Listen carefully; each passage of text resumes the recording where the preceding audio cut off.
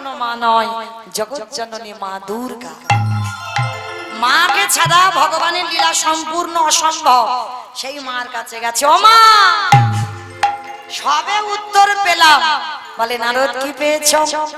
এই নামে শোনার মতো যদি শোনা যায়, বলার মতো যদি বলা যায়, ভগবানকে যদি ডাকার মতো ডাকা যায়, নামের গুণে শিলা জলে ভাসে, নামের গুণে বোবা কথা বলে, নামের গুণে ঘোড়া হেঁটে চলে, নামের গুণে সংসারের অমঙ্গলে দূরীভূত হয়। এতগুলো জিনিস হবে। তবে একটা কথা, কীর্তন শুনলে হবে না, গাইলে হবে না। কিরকম শুনবো, কিরকম ভগবানের ডাকবো? অমাইরা, তরকারি বানাতে পারো, সবজি বানাতে পারো? সবাইকে বানাতে হয়, আমারও বানাতে হয়। আচ্ছা, এই সবজি বানাতে গেলে তেল দেবেন, হলুদ দেবেন, লঙ্কা দেবেন, ফোড়ন দেবেন, জিরেন দেবেন, তেজপাতা দেবেন, জল দেবেন, কাঠ দেবেন, উনান দেবেন, গ্যাস দেবেন, সব দেবেন। কোনটা না দিলে খাওয়া যাবে না? কাঁচা লঙ্কা, লবণ, এই নুনটা দিতেই হবে। তবে বাবা অন্যান্য মরিচ মশলা নাই বাদাও, কিন্তু লবণ জিনিসটা এমন, এটা তরকারিতে দিতেই হবে, তবে স্বাদ হবে। বাবা লবণের কথা কেন এলো? কীর্তন শুনলে হবে না, গাইলে হবে না। শ্রী শ্রী রামকৃষ্ণ পরমহংসদেব নরেনকে বলেছিল, এই শালা। বাবা কোন শালা? বউয়ের ভাই? না। পাঠশালা? না। গোশালা? না। তাহলে কোন শালা? শা মানে মুক্তি, লা মানে নৌকা। যে মুক্তির নৌকাতে ঠাকুর পারা হবে। ঠাকুরের বই যারা পড়বেন দেখবেন ঠাকুর উদাহরণ দিয়ে কথা বলে। এই শালা শোন, একটা কথা বলি, সারা জীবন নাচানাচি করলে ভগবান পাবি না। ভগবান পেতে গেলে গাছের গোড়াতে জল দে, আর গাছের গোড়াটাকেই ঈশ্বর পরম কৃষ্ণ সচিদানন্দ বিগ্রহ অনাদি আদি গোবিন্দ সর্বকারণের কারণম একলি ঈশ্বর কৃষ্ণ আর সবৃত্ত, যারে জয়ছে না চায় তারে তো ইচ্ছে করে নিত্য। তাহলে মূল হচ্ছে আমার ভগবান। কিন্তু ভগবান মাথায় অত দায়িত্ব রাখেনি, ওই জন্য একটু ভাগাভাগি করে দিয়েছে। যেমন মনসা পুজো কেন করি? কেন করি? যাতে ভক্তদের দংশন না করে, এর ভয়ে মনসা পুজো। লক্ষ্মী পুজো কেন করি? ধান চাল। গণেশ পুজো ব্যবসা বাণিজ্য। আর কার্তিক পূজা, কার্তিক পূজা কার্তিকের মতো একটা ছেলে হবে, তাই তো। সরস্বতী পূজা বিদ্যা বুদ্ধি, মানে এক একটা ডিপার্টমেন্ট ভাগাভাগি করেছে। ভগবান বলে অত দায়িত্ব চাপ আমি মাথায় রাখবো না, কিন্তু যাই পূজা করো না কেন আমার ভগবানের চরণ আগে তোমায় বুঝতে হবে। একটু আচমন করতে যাবে বাবা, সেও আমার বিষ্ণুকে স্মরণ করতে হবে। পূজায় বসবার আগে সে আসন শুদ্ধি করতে যাবে, সেও বিষ্ণুকে স্মরণ করতে হবে। তাহলে যাই পূজা করো না কেন, লক্ষ্মী, কালী, দুর্গা, সরস্বতী, মনসা, শীতলা, কিন্তু কৃষ্ণ পূজা করতে হবে। যেমন ধরো বাবা মা বর্তমান বেঁচে আছে, 5টা ছেলে পুলে আছে এক সংসারে। বলো তো নিমন্ত্রণ পত্র যখন লেখা হয় কার নামে? বৌমার নামে, বৌমার নামে, বৌমার নামে লেখা হয়। এই বাঁকুড়ায় লেখা হয়, ডায়মন্ড হারবারে হয়। ডায়মন্ড হারবারে নাকি হয়? তাহলে মায়েরা পত্র হতে গেলে বাবার নামে হতে হবে। আর বাবাকে বলা মানে সব ছেলে পুলে নাতিপুতি সব নিমন্ত্রণ। কিন্তু ছেলেকে বলা মানে আলাদা করে বাবা মাকে বলতে হবে, কিন্তু বাবা মাকে বলা মানে ছেলে পুলেকে বলতে লাগে না, এক সংসারে যেহেতু। ঠিক তদ্রূপ বিশ্বপিতা হলো ভগবান, আর ভগবানকে যে ভজন করবে, ওই লক্ষ্মী, কালী, দুর্গা, সরস্বতী, মনসা, শীতলা ভজন যদি নাও করো, ভগবান বললেন আমি নিজে থেকে তাদের চরণে তোদের প্রণাম পৌঁছে দেব। নিতাই গৌর হরি হরি। ফিরে আসেন লীলায়। ও মাইরা, তরকারির খবর এখন পাওয়া যায়নি। তরকারিতে লবণ দিলে তবে তরকারির স্বাদ হয়। ঠিক তদ্রূপ কীর্তন গাইতে গাইতে, শুনতে শুনতে, ভজন করতে করতে চোখের জল যদি কারোর মুখে যায় দেখবেন নোনা ভাব। কোনদিন গেছে মুখে? গেছে না? যায়নি। কাঁদেনি কোনদিন নাকি? যারা যারা কাঁদতে পারো দেখবে চোখের জল একেবারে মুখে যদি যায় দেখবেন একটু নোনা ভাব, লবণ ভাব। তাহলে তরকারিতে লবণ দিলে তবে তরকারি স্বাদ হয়। তদ্রূপ চোখের জল রূপী লবণ যতক্ষণ না কীর্তন শুনতে শুনতে গাইতে গাইতে ভগবানের ভজন করতে করতেই যদি এক বিদুন লবণ রূপী চোখের জল তার চরণে দিতে পেরেছো, সেদিন থেকে তুমি জেনে যাবে তোমার নরজন ধন্য হলো। ওই নয়ন জলে তাকিলে পরে তোমার নরজন ধন্য হলো। যে গাঁজা ভাং খায়, ওমা কে গাঁজা খায়? তোমাদের গ্রামে কেউ খায় না? দেখেছো বদনামটা কিরম বাবার রটেছে। বাবা ঠাকুর আপনারা হৃদয় দিয়ে বিচার করে বলেন, যিনি ত্রিলোকের বড় বৈষ্ণব, ভগবান নিজে আখ্যা দিয়েছেন, সেই বৈষ্ণব কোনোদিন গাঁজা খেতে পারে?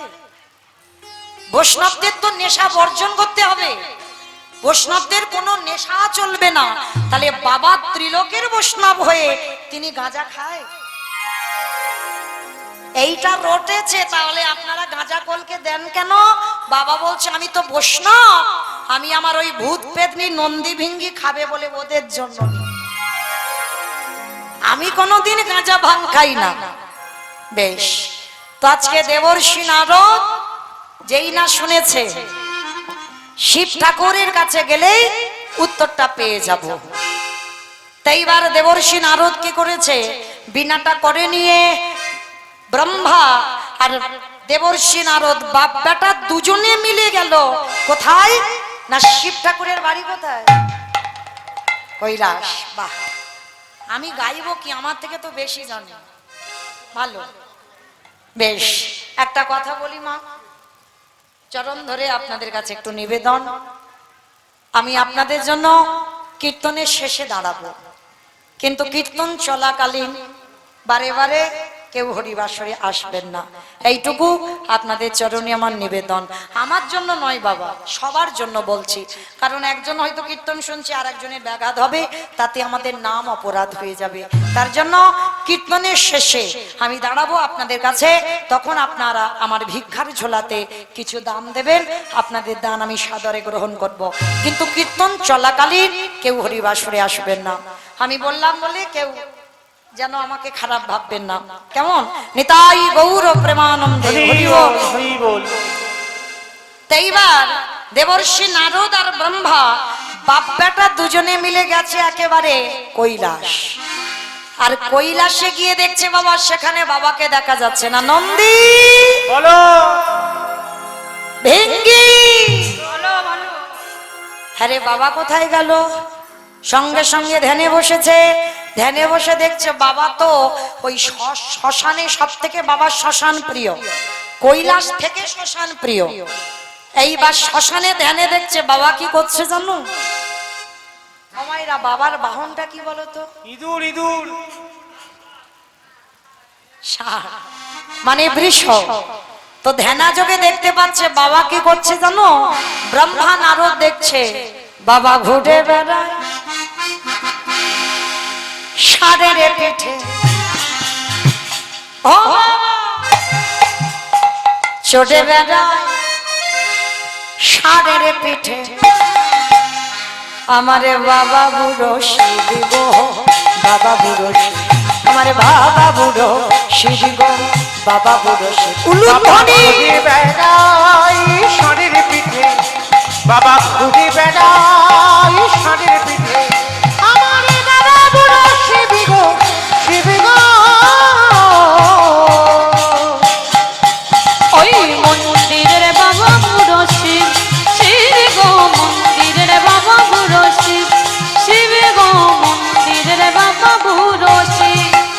আরে শ্মশানে মশানে থাকে ছাই ভাষ্য গায়ে মাখে, শ্মশানে মশানে থাকে ছাই ভাষ্য গায়ে মাখে, শ্মশানে মশানে থাকে ছাই ভাষ্য গায়ে মাখে, শ্মশানে মশানে থাকে ছাই ভাষ্য গায়ে মাখে। হরি বলে বলে গো, হরি হরি তাই গৌর হরি হরি বলে বলে, ঘুরে বেড়াই ষাঁড়ের পিঠে, বাবা চলে বেড়াই ষাঁড়ের পিঠে, আমার বাবা বুড়ো শিব গো, শিব গো।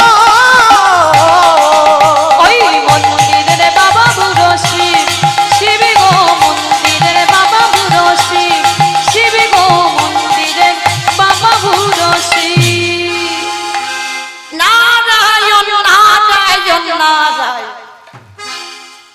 বিনাটা নিয়ে যেই না বাবা ভোলানাথের কাছে এসেছে, হে ভোলানাথ, যারা যারা ভগবানকে ডাকে, ভালোবাসে, শ্রদ্ধা করে, তাদের শেষ জীবনের গতি কি হয়?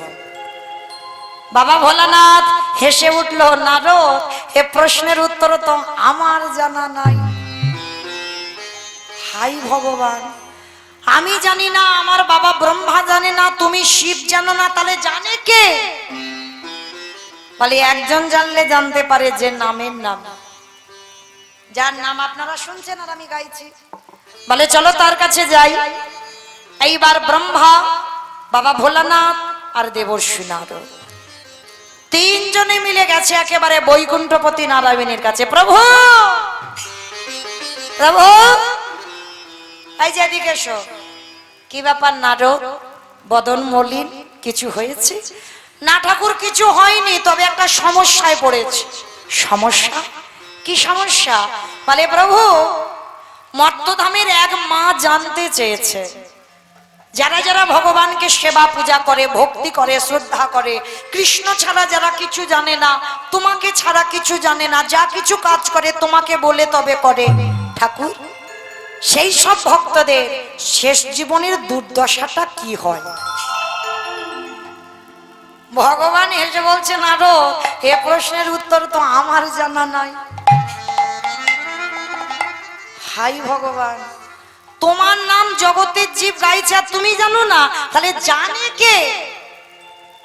বলে শোনো নারদ, তোমার এই প্রশ্নের উত্তর তারাই দেবে। কারা জানো? যারাই আমার নামে ভালোবাসে,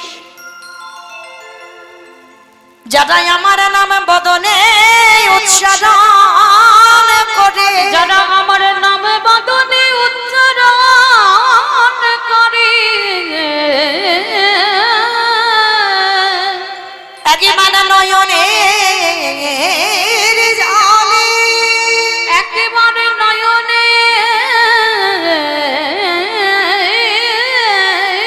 জলে, এই হরি কথা শুনতে শুনতে সারা রাত কেটে যায়, যাদের ক্ষুধারে জ্বালা থাকে না, যাদের কৃষ্ণগত প্রাণ, কৃষ্ণ দেহ, কৃষ্ণ জীবনে, কৃষ্ণ ছাড়া আনে জানে না, চলে যাও সেই ভক্তের কাছে।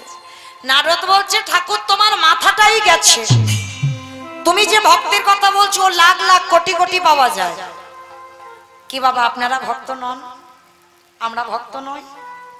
তাহলে আমরা যদি ভক্ত হই, এই তো কত রাত কেটে যায় আপনাদের হরি কথা, কৃষ্ণ কথা শুনতে শুনতে। কতজন ভক্তদের গাছতলায় রাত কেটে যায় এই হরি নামে পাগল হয়ে। কত দূর দূরান্ত থেকে ভক্তরা পাগলের মতো ছুটে আসে একটু কৃষ্ণ কথা শুনবার জন্য। তাহলে আপনারা ভক্ত নন? আপনারাও তো ভক্ত। তাহলে এই যে যারা যারা ভক্ত আমরা হয়েছি, এতজন ভক্তের ভিতরে একজন ভক্ত কি বলতে পারবেন যে ভগবানকে ভালোবাসলে আমাদের শেষ জীবনের গতিটা কি হবে? একজন ভক্ত এখানে বলতে পারবে না আমার মৃত্যু দশাটা কিভাবে হবে।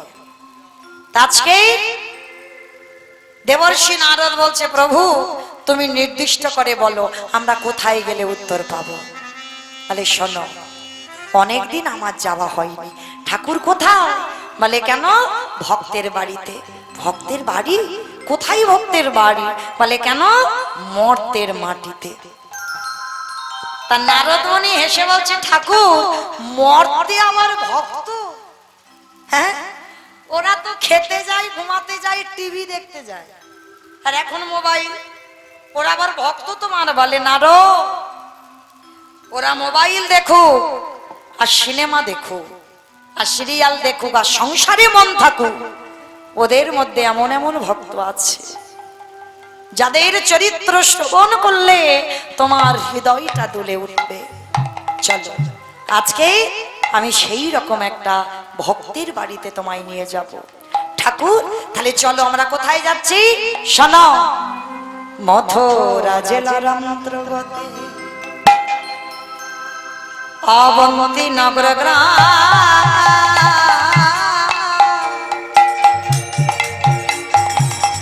সেথায় সন্দীপনের বাড়ি। মোরা করিব বিশ্বাস। মথুরা জেলার অন্তর্গতে বাবা বাবা অবন্তী নগর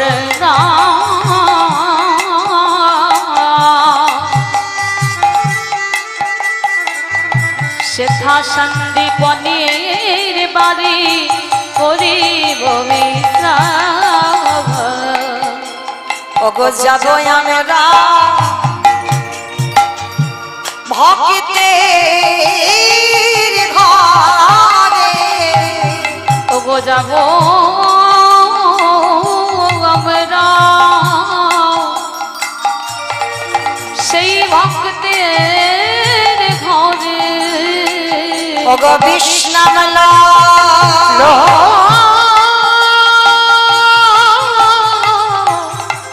লইবা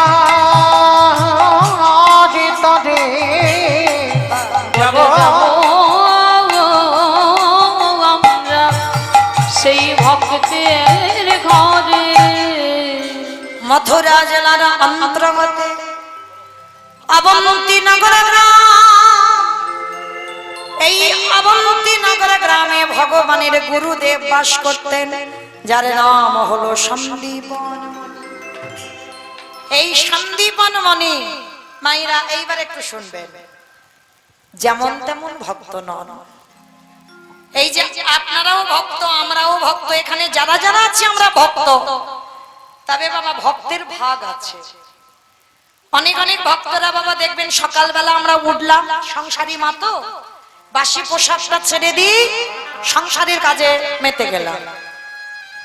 আবার অনেক অনেক ভক্তরা আছে বাবা প্রভাতকালে উঠে আগে স্নান করে, তারপরে ভগবানের কর্মগুলো সারে, তারপরে সংসারের কাজ। আবার অনেক অনেক ভক্তরা আছে বাবা তাদের ব্যাটারি দিতে হয়। ওমা ব্যাটারি মানে বোঝো?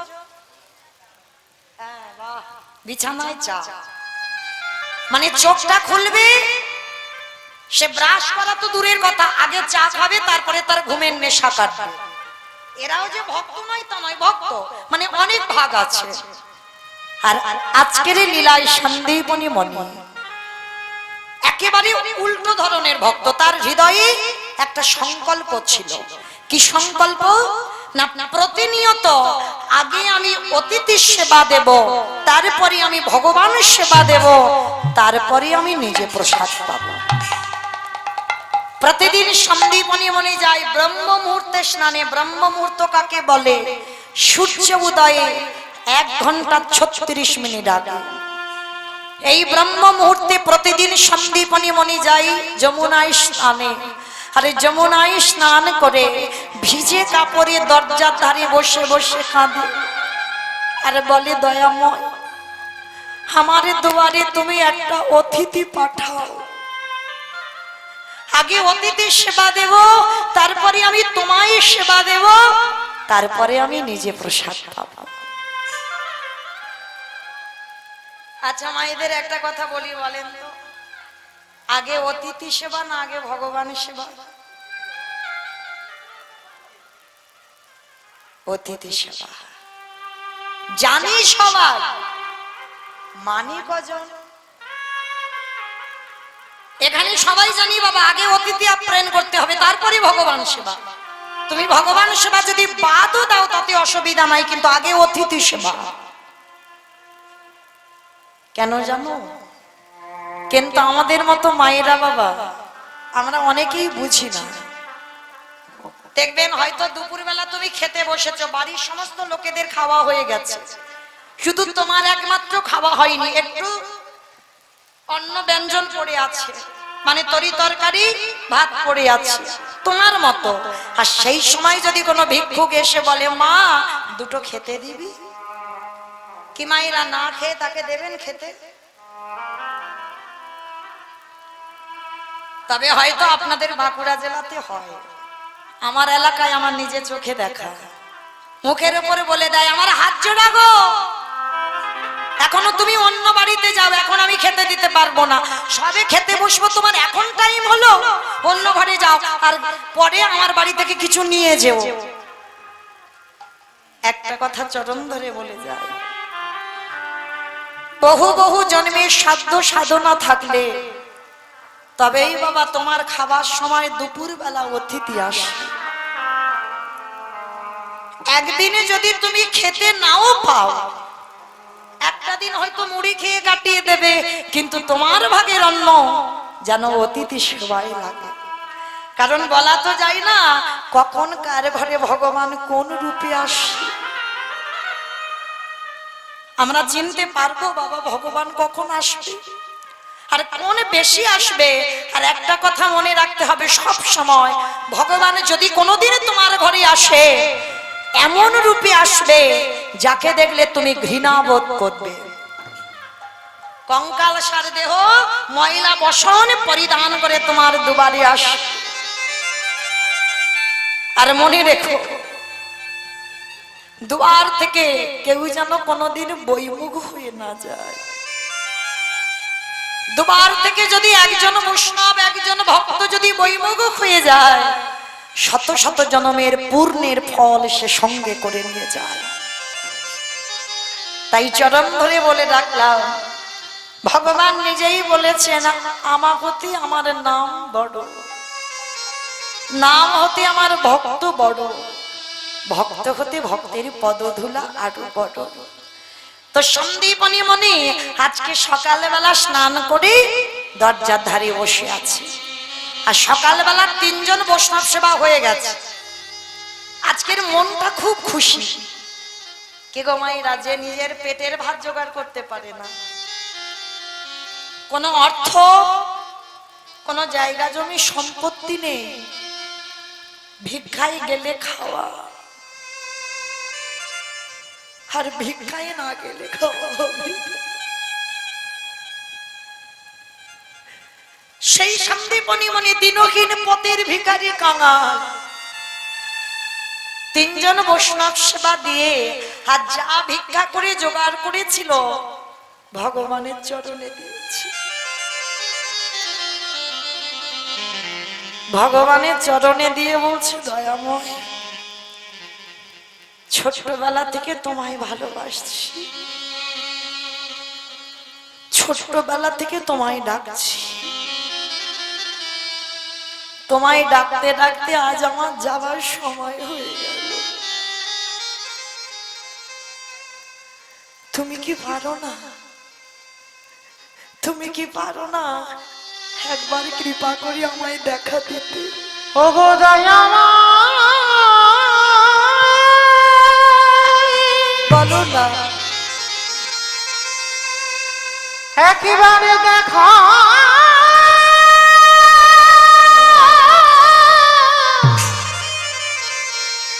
দেখা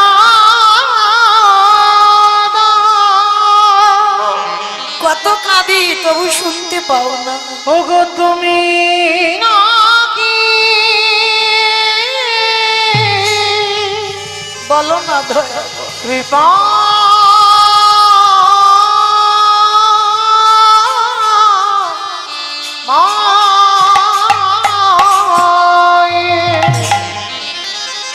বলো না, আমি কোথায় গেলে তোমার আমি চরণ কোথায়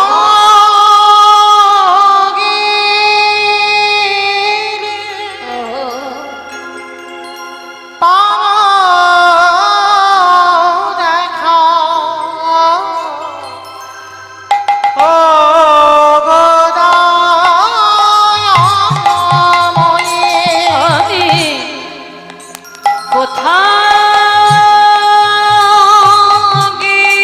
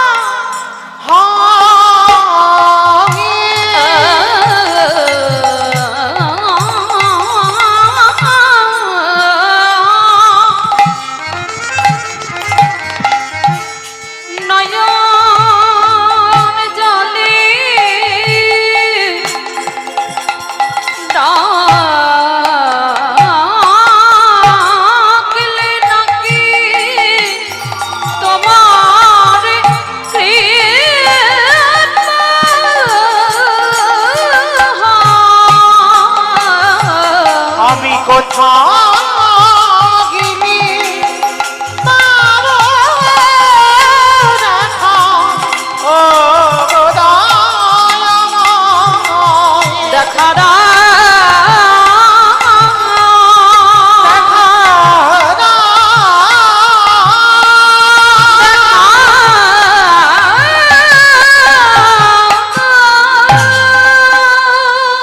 ভগবানের চরণে যেই না নিবেদন করতে যাবে, আর ওদিকে ব্রহ্মা বিষ্ণু মহেশ্বর আর দেবর্ষি নারদ চারজনে বৈষ্ণব রূপ ধারণ করে এসে দাঁড়িয়েছে। মণিবর, যেই না মণিবর বলে ডেকেছে বাবা, সন্দীপনী মণি তাড়াতাড়ি পারসটা রেখে দরজায় এসে দেখছে চারজন বৈষ্ণব। অমাইরা চিনতে পারলো না, ধরেও ধরতে পারলো না, কারণ ভগবান ধরা দিলে তবে তো ধরা যাবে, আর ভগবান যদি ধরা না দেয় এ জীবনে কোনোদিন তুমি ধরতে পারবে না। যেই না দরজায় দাঁড়িয়েছে, অতিথিরূপী ভগবান আঁচলটা পেতে বলছে, মণিবর কিছু খেতে দিতে পারো? 3 দিন হয়ে গেল বৃন্দাবনে ঘুরে ঘুরে কিছু খাবার পাচ্ছি না। হায় রে, যিনি বিশ্বের শ্রেষ্ঠ মালিক ভগবান, যার কোনো কিছু অভাব নাই, সেই ভগবান একজন ভিখারির দরজায় এসে বলছে কিছু খেতে দিতে পারবে? মনে রাখতে হবে বাবা, ভগবান বড় লোকেদের নয়, ভগবান তো কাঙালদেরই হয়। যার যত তালা বাড়বে তার তত জ্বালা বাড়বে। বাস্তবে মিলিয়ে রাখবেন, যার যত তালা বেড়েছে তার জ্বালা বাড়বেই বাড়বে। কিন্তু যখন তুমি দিন আনবে দিন খাবে, তোমার কোনো জ্বালা নাই, সংসারে শান্তি থাকে। আর মনে রাখতে হবে, কৃষ্ণ ভক্ত যদি তুমি হয়েছ, তুমি নিজেই বুঝতে পেরে যাবে, যে করে আমার আশ তারে করি সর্বনাশ। না, আপনারা শোনেন ভুল, আমি বলি ভুল। যে করে আমার আশ তারে করি সর্বনাশ। ভগবান জীবনে ভক্তের সর্বনাশ চায়? এই জায়গাটায় ভালো করে বিচার করেন। ভগবান কখনো ভক্তের সর্বনাশ চায় না।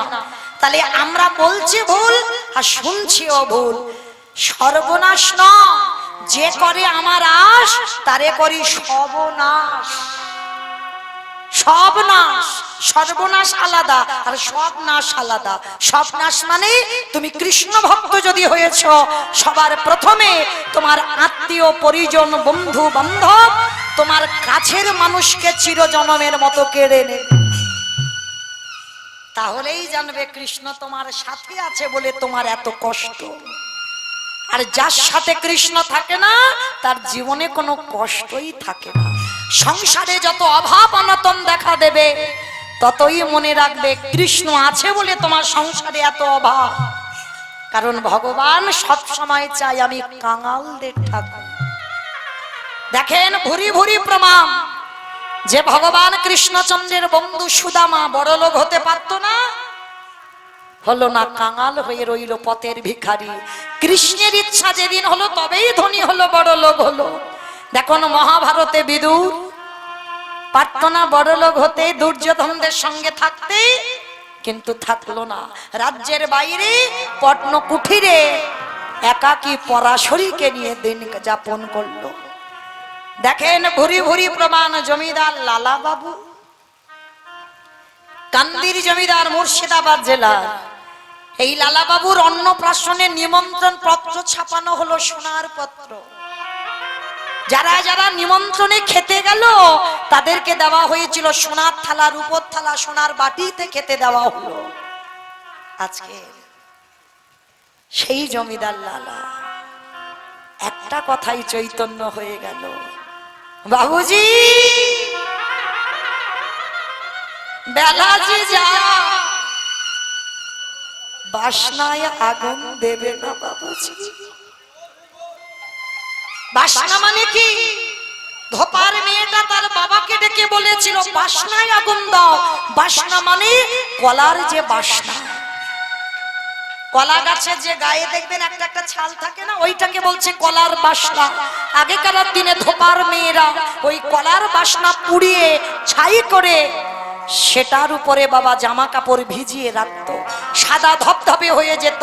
তাই ধোপার মেয়ে সন্ধ্যা হয়ে যাচ্ছে, বাবুজিকে ডাকছে, বাবুজি বেলা যে যা, বাসনায় আগুন দেবে না বাবুজি। লালা বাবুর বিবেক দংশন করলো। লালা বাবুর বিবেক যেন বলে উঠলো, ওরে মন, ওটা বাসনা নয়, বাসনা নয়, ওরে কামনা বাসনায় আগুনে দিয়ে চলে যা লালা তুই মধুর বৃন্দাবন। নিতাই গৌর হরি বল। সবকিছু ত্যাগ করে দিয়ে, জমিদারি ত্যাগ করে দিয়ে কৃষ্ণ পাবার লালসায় পথের ভিখারি হলো রঘুনাথ দাস। হুগলি জেলায় আদিসপ্ত গ্রাম, বাবা গোবর্ধন দাস, জ্যাঠামশাই হিরণ্য দাস জমিদার। 12 লক্ষ স্বর্ণ মুদ্রা শুধু প্রতিদিনের আয়, আর নবাবকে কর দিত 8 লক্ষ স্বর্ণ মুদ্রা। সেই রঘুনাথ রাধারানীর কৃপা পাবার জন্য জমিদারি ত্যাগ করে রাধা কুণ্ডের তীরে চলে গেল। নরোত্তম জমিদারি ত্যাগ করে বৃন্দাবন চলে গেল। ভুরি ভুরি প্রমাণ দেখেন বাবা, একটা কৃষ্ণ ভক্ত বড় লোক আছে ছিল, কিন্তু কৃষ্ণ চরণের দাস যেদিন হলো সেদিন পথের ভিখারি হয়ে গেল। আর আমরা কীর্তনিয়ারা বড়াই করে বলবো কি করে আমরা কৃষ্ণ ভক্ত? দেখবেন কোন কীর্তনিয়া ছোটখাটো ঘর সব তালা তৈরি করেছে, সব শ্বেত পাথরের ঘর তৈরি করেছে, কেউ কৃষ্ণ ভক্ত নয়। কৃষ্ণ ভক্ত যদি তুমি প্রকৃত হও, তুমি পথের ভিখারি। তোমার মাথায় যদি একটু ছাদও থাকে, ভগবান চেষ্টা করবে ওই ছাদটা কবে কেড়ে নেবে। কৃষ্ণ ভক্ত হলে তাকে দুঃখ কষ্টে দিন কাটাতে হবে। তো আজকে সন্দীপনী মণি সেই অভাব, যার নিজের পেটের ভাত জোগাড় হয় না, তার বাড়িতে গিয়ে ভগবান দাঁড়িয়েছে ভিখারি সেজে। সন্দীপনী মণি 4 জন বৈষ্ণবের চরণ ধৌত করেছে। পশুন আমি দেখছি কি ব্যবস্থা করা যায়। আর ঘরে গিয়ে দেখলো চালের হাঁড়ি, ডালের হাঁড়ি, সবজির হাঁড়ি, কিন্তু বাবা সকালবেলা ভিক্ষা করে রেখেছিল, একটাও পাচ্ছে না। গেল কোথায়? ও ভগবান বেটা ঘরে ঢুকে সব খেয়ে ফেলেছে। কি গো, ঘষে মেজে নিতে হবে না? ও আমার ভক্ত না, ও আমার নকল ভক্ত, সব খেয়ে ফেলেছে। আর এই সন্দীপনী মণি একটা 5 বছরের ছোট্ট ছেলে আছে, যাকে আদর করে বাবা বটু বলে ডাকতো। বটু, বটু বাবা, ও বাবা আমায় ডাকছিলি? হ্যাঁ রে বাবা, এদিকে আয় তো দেখি। বলো কি হয়েছে? হ্যাঁ রে খোকা, আমার এই হাঁড়িতে চাল ডাল রেখেছিলাম, দেখেছিস? কই না তো বাবা, আমি দেখবো কি করে, আমি জানবো কি করে? ও বেশ, কিন্তু খোকা আমি কি দিয়ে অতিথির সেবা দেবো বল? ও এই জন্য তুমি কষ্ট পাচ্ছ, দাও ঝোলাটা একটু আমার কাছে দাও, আমি একটু নগরে নগরে ভিক্ষা করি আনি। ভগবান মাথায় হাত দিয়ে বসেছে। হায় হায় হায়, এলাম ওর বাবাকে পরীক্ষা করতে, ও ছেলে এখন মাথা হয়ে দাঁড়াচ্ছে। এখন কি করব? একটু ছেলেকে তো পরীক্ষা দিতে হয়। ছেলের উপরে পরীক্ষা শুরু হলো ভগবানের, 5 বছরের বাচ্চার উপরে। কিরকম পরীক্ষা? ভগবান নিজের দেহ থেকে একটা বটুর মূর্তি বের করে গোটা গ্রাম ভিক্ষা করে নিয়ে চলে এসেছে। আচ্ছা মায়েরা, আপনারা বলেন তো, একটা ছেলে যদি 5 মিনিট আগে আপনাদের গ্রাম থেকে ভিক্ষা করে নিয়ে যায়, আপাত যদি সেই ছেলেটা 5 মিনিট পরে আপনাদের দ্বারে আসে, দেবেন ভিক্ষা? মা মেরে তাড়া করবে না? মুখের ওপর বলবেন, এই 5 মিনিট আগে ভিক্ষা নিয়ে গেলি, আবার এসেছিস? সবাই মারতে মারতে গ্রাম থেকে তাড়া করবে না? আজকের ভগবানের পরীক্ষাটা দেখো। ভগবান নিজেই বটু সেজে গোটা গ্রাম ভিক্ষা করে নিয়ে গেল। এইবার আসল বটু বাবার কাছ থেকে ভিক্ষার ঝোলা নিয়ে পাশে আছে ভগবানের মন্দির, আর ভগবানের কাছে গিয়ে জানাচ্ছে, প্রভু আমার জন্য নয়, আমার বাবা মার জন্য নয়, আমি বৈষ্ণব সেবার জন্য ভিখারি হয়েছি। দেখো আমি যেন চাল ডাল পাই। ভগবান মনে মনে করছে বেটা তুমি যাও, আমি কাজ ছেড়ে রেখেছি। এ বেটা তো জানে না, এইবার বাবাকে প্রণাম করে যাচ্ছে। কৃষ্ণ ছাড়া কে আছে আমার,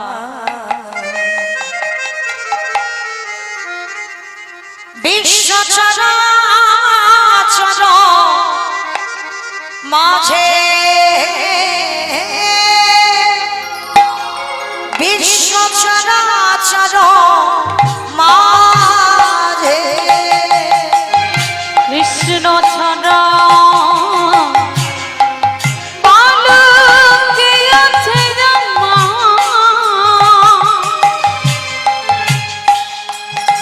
ওই বিশ্ব চরাচর মাঝে, বিশ্ব চরাচর মাঝে সে ছিল আমার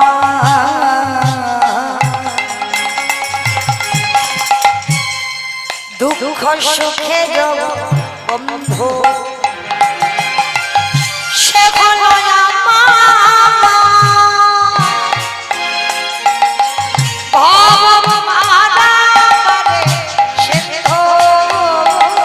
সে ছিল আমার দুঃখ সুখের বন্ধু, সে হলো আমার ভাবতারে সিন্ধু।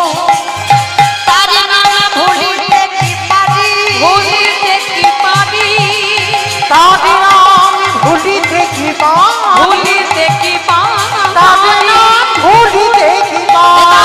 গৌর হরি ওই বিশ্ব চরাচর মাঝে, বিশ্ব চরাচর দেখা মাঝে দে দেখানি, দেখানি।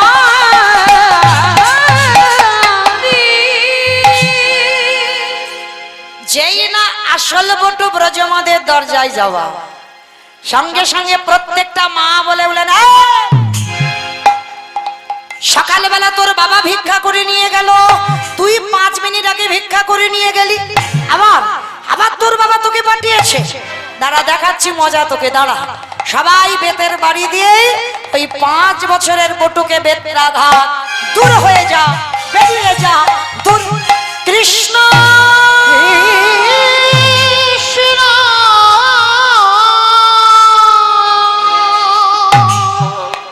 বের করে দে, দূর করে দে ওকে গ্রাম থেকে। এতটুকু ছেলে এই বয়সে মিথ্যা কথা বলে। আমরা নিজে চোখে দেখেছি ওকে ভিক্ষা দিয়েছি, কিন্তু আদৌ একে দেয়নি। দিয়েছিল তো বাবা ভগবান ওর রূপ ধরে এসেছিল, এত মারা মেরেছে না, সর্বঙ্গ দিয়ে রক্ত ছড়ে ছড়ে পড়ছে। কৃষ্ণ এ জীবনে যদি জানতাম তোকে ভালোবাসলে এত কষ্ট পেতে হয়, আমি কোনোদিন তোকে ভালোবাসতাম না। তবে শোন কৃষ্ণ, এই জীবনে যদি অতিথি সেবা দিতে না পেরেছি, এ জীবন আমি রাখবো না। এই জীবন আমি ওই যমুনার জলে ডুবে মরব। দেখি তুই কি করিস। কি গো মায়েরা, ভগবান ভয় পায় কোথায়? প্রকৃত ভক্তের কাছে। ভক্তই তো পারে ভগবানকে জব্দ ফেলতে, ভক্তই পারে ভগবানকে চোখ রাঙাতে, ভক্তই পারে ভগবানকে শাসন করতে। যেই না ভক্ত বলেছে আমি জলে ডুবে মরবো, ওদেরই বাড়িতে ভগবান ধ্যানে তো সব বুঝতে পারছে। এই রে ছেলেটা যদি জলে ডুবে যায়, আমাকে তো কেউ ভগবান বলবে না, তাহলে কি করব কি করব কি করব। হ্যাঁ হয়েছে, দাঁড়াও, ছেলেটাকে বাঁচাতে হবে, কিন্তু কি করে বাঁচাবো? ভগবান চতুরের চূড়ামণি একটা পাখি রূপ ধারণ করেছে, কানের কাছে উড়ে উড়ে যাচ্ছে। এই পটু শোন, তোকে কেউ মথুরায় ভিক্ষা দিল না তো, চলে যা বৃন্দাবন। আর বৃন্দাবন গেলেই তুই চাল ডাল পেয়ে যাবি। ছোট্ট ছেলের মনে আনন্দ, নাচতে নাচতে যমুনার ঘাটে গেছে সন্ধ্যাবেলায়, একটা নৌকা নাই, একটা মাঝি নাই, আর ছেলে সাঁতার জানে না। ও মাইরা বলো তো দেখি, নৌকা তো নেই, মাঝি তো নেই, আর ছেলেটা সাঁতার জানে না, তাহলে কি নদী পার হতে পারবে? পারবে না। বেশ, কি বাবা পারবে? পারবে। কি করে পারবে? বিশ্বাস। এই বিশ্বাস জিনিসটা আমার না, এই বিশ্বাসের কথা বলতে গিয়ে বাবা একটা কথা মনে পড়ে গেল, বলি। জানো, এক বৈষ্ণব ঠাকুর একটা পুরানো তেঁতুল গাছ বসে বসে নামের মালাতে জপ করছে, আর নারদ মুনি পাশ দিয়ে যাচ্ছে। তা সে বৈষ্ণব নারদকে ডেকে বলছে, ও নারদ, নারদ তুমি তো বৈকুণ্ঠে যাচ্ছ, তো নারদ তুমি গিয়ে ভগবানকে জিজ্ঞাসা করো তো কবে তিনি আমাকে দেখা দেবেন। সেই ছোটবেলা থেকে নাম জপ করে যাচ্ছি, তার কীর্তন করে যাচ্ছি, কিন্তু দেখা দেয় না। তুমি আমার খবরটা একটু বলে দিও তো যে তিনি আমায় কবে দেখা দেবে। তা নারদ বলছে, ঠিক আছে, তুমি যখন শুনতে চাচ্ছ আমি বলে যাব। তা নারদ মুনি বৈকুণ্ঠে গিয়েছে, প্রতিদিন মা নারদ একবার করে প্রণাম করে, আজকে দুবার প্রণাম করেছে। ভগবান হেসে উঠেছে, কি ব্যাপার নারদ, রোজ রোজ একবার প্রণাম করো, আজকে দুবার করলে যে? বলে, ঠাকুর তুমি কি ভক্তের মনের খবর জানো না? বলে, খুব জানি, ভালো জানি। একবার প্রণাম করেছে, ওটা তোমার প্রণাম, আর দ্বিতীয় প্রণামটা কার? বলে, কেন? ওই তেঁতুল গাছের গোড়াতে যে ভক্ত বসে বসে জপছে, ওর প্রণাম। বলে, ঠাকুর তুমি জানো? বলে, হ্যাঁ জানবো না কেন, বিশ্ব ব্রহ্মাণ্ডটা তো আমার ইচ্ছাতে ঘোরে, তা আমি জানবো না? তা প্রভু তাহলে ভক্ত কি জানতে চেয়েছে এটাও তুমি জানো? বলে, হ্যাঁ খুব জানি। বলে, শোনো না রো, ভক্ত জানতে চেয়েছে আমি তাকে কবে দেখা দেব। তা তুমি গিয়ে ওই ভক্তকে বলে দিও, ওই যে গাছের গোড়াতে বসে বসে নাম জপ করছে, ওই তেঁতুল গাছে যত পাতা আছে ততবার ওকে মরতে হবে, ততবার ওকে বাঁচতে হবে, তারপরে যদি কৃপা করে আমি দেখা দিই। ওমা, একটা পুরানো মোটা তেঁতুল গাছে কত পাতা থাকে জানো?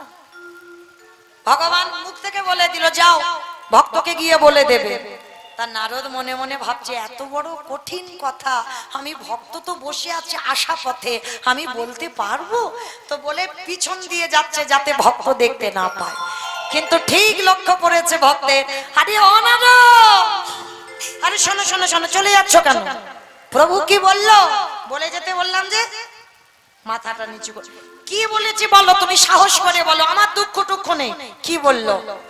তা নারদ মুনি মাথাটা নিচু করে বলছে, ভগবান বলল যে এই তেঁতুল গাছে যত পাতা আছে ততবার তোমাকে মরতে হবে, আর ততবার তোমাকে বাঁচতে হবে, তারপরে আমার নারায়ণ তোমাকে দেখা দেবে।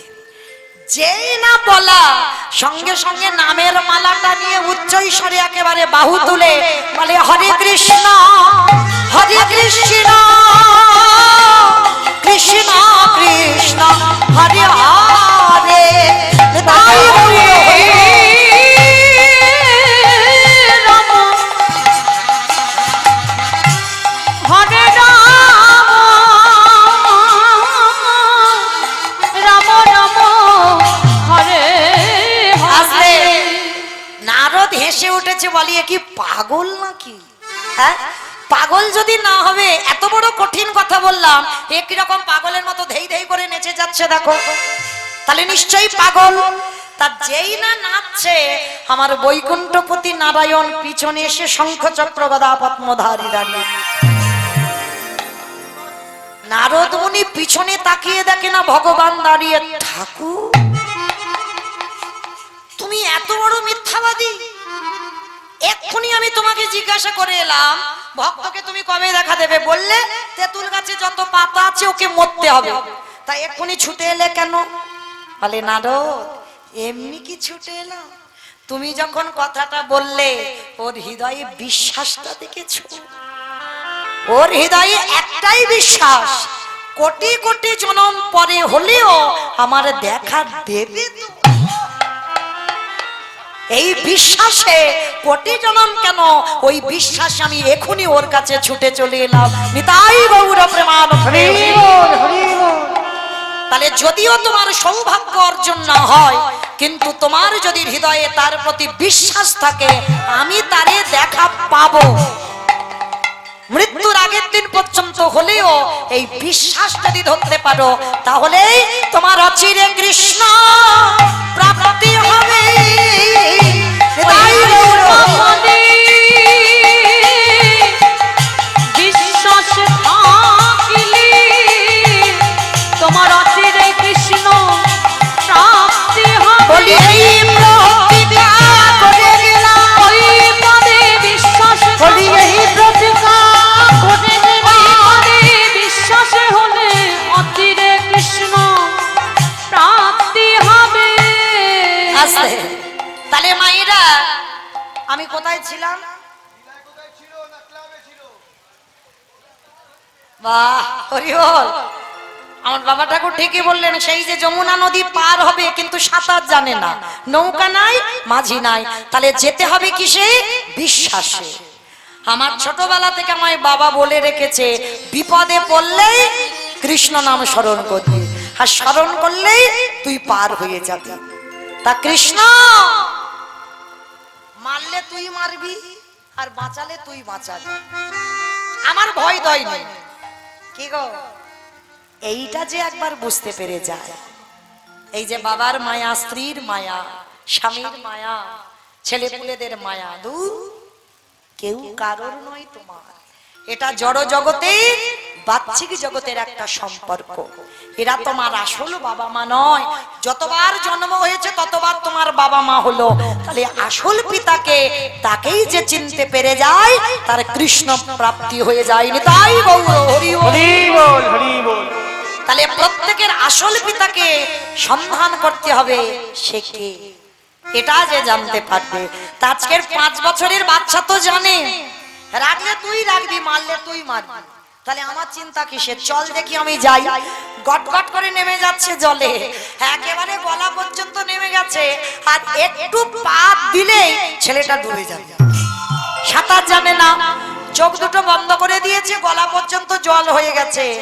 দয়ালে তোমা লীলা খেলা, দয়ালে তোমা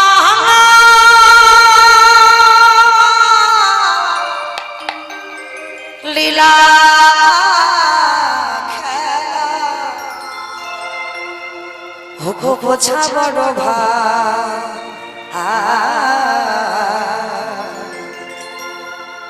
দিনের বন্ধু করুণা সিন্ধু, মাতা শ্যামলা, দয়াল বন্ধু করুণা সিন্ধু, মাতা শ্যামলা। ওগো দয়াল তোমার লীলা খেলা, দয়াল তোমার লীলা খেলা, বোঝা বড় নাই। দয়াল বন্ধু করুণা সিন্ধু, আকাশ নোরায়, দয়াল বন্ধু করুণা সিন্ধু, আকাশ নোরায়। তুমি তো সে ব্রজের রাধা,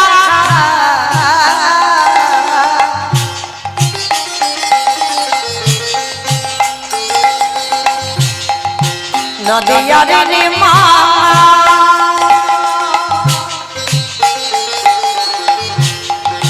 বিষ্ণু প্রিয়ার বুকে যশোদার জীবন,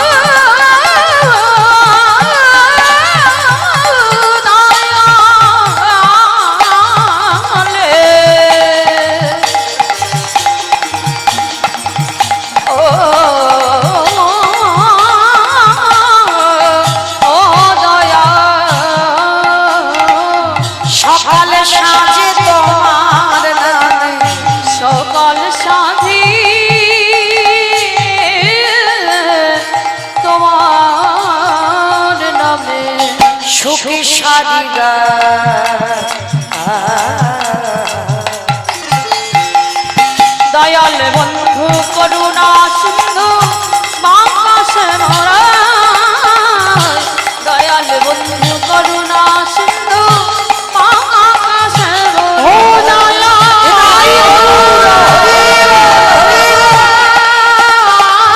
দয়াল বন্ধু করুণা দয়া একেবারে চোখটা খুলেছে বাবা, এ ঘাট থেকে ও ঘাট। কৃষ্ণ, তোর এত অহেতুকি কৃপা, আমি সাঁতার জানি না, তুই কি করে পার করে দিলি? মা পূর্ণমাসীর ঘরে চাল ডাল সবজি যা যা দরকার মেপে মেপে নিয়েছে। মেপে নিয়ে একেবারে ছোট্ট ছেলেটার মাথায় তুলে দিয়েছে, যা বাড়ি গিয়েই অতিথি সেবা হয়ে যাবে। মনে বড় আনন্দ, নাচতে নাচতে বাবা যমুনার ঘাটে। আর ভগবান ওদের বাড়িতে তো ছদ্মবেশে বসে আছে। এত তাড়াতাড়ি খাবো না, আর একটু ঘষে নিতে হবে। ভগবান কি করেছে জানো? কুর্ম হয়ে জলের তলায় বসে আছে। অমা, কুর্ম মানে কি গো? কুমড়ো কুমড়ো কচ্ছ, এবারে কুমড়ো। কুর্ম মানে কচ্ছপ। ভগবান একবার কচ্ছপ হয়নি সমুদ্র মন্থনের জন্য? যাতে ধরিত্রীর মার অঙ্গের আঘাত লাগে ভগবান পিঠ পেতে দিয়েছিল, আর পিঠের উপরে মন্দার পর্বতকে বসানো হয়েছিল, আর বাসকি নাগকে দড়ি করে রজ্জু করে দেবতা অসুরদের সেই যে সমুদ্র মন্থন হলো। তা আজকেই ভগবান কুর্ম হয়ে মানে কচ্ছপ হয়ে, অনেকে আবার কাচিম বলে, যেই কাচিম সেই কচ্ছপ, তো চুপটি করে জলের তলায় বসে আছে।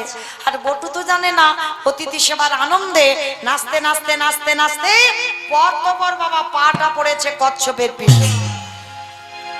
আর যেই পড়া পা পিছলেই একেবারে যমুনার জল। আর যেই যমুনার জলে পড়লো সঙ্গে সঙ্গে বাবা চাটলারের পুটলিটা মাথা থেকে ডুবে গেল। আর যেই না ডুবে গেছে আকুল প্রাণে কেঁদে উঠলো বটু, মা তোর এত লোভ, তোর এত লালসা, আমার অতিথি সেবারে চাল ডাল তুই খেয়ে নিলি। বেশ, এতই যখন তোর খিদে, এতই যখন তোর লোভ, এবার আমার জীবনটা তোর খেতে হবে। তৈরি হ আমার প্রাণটা নেবার জন্য।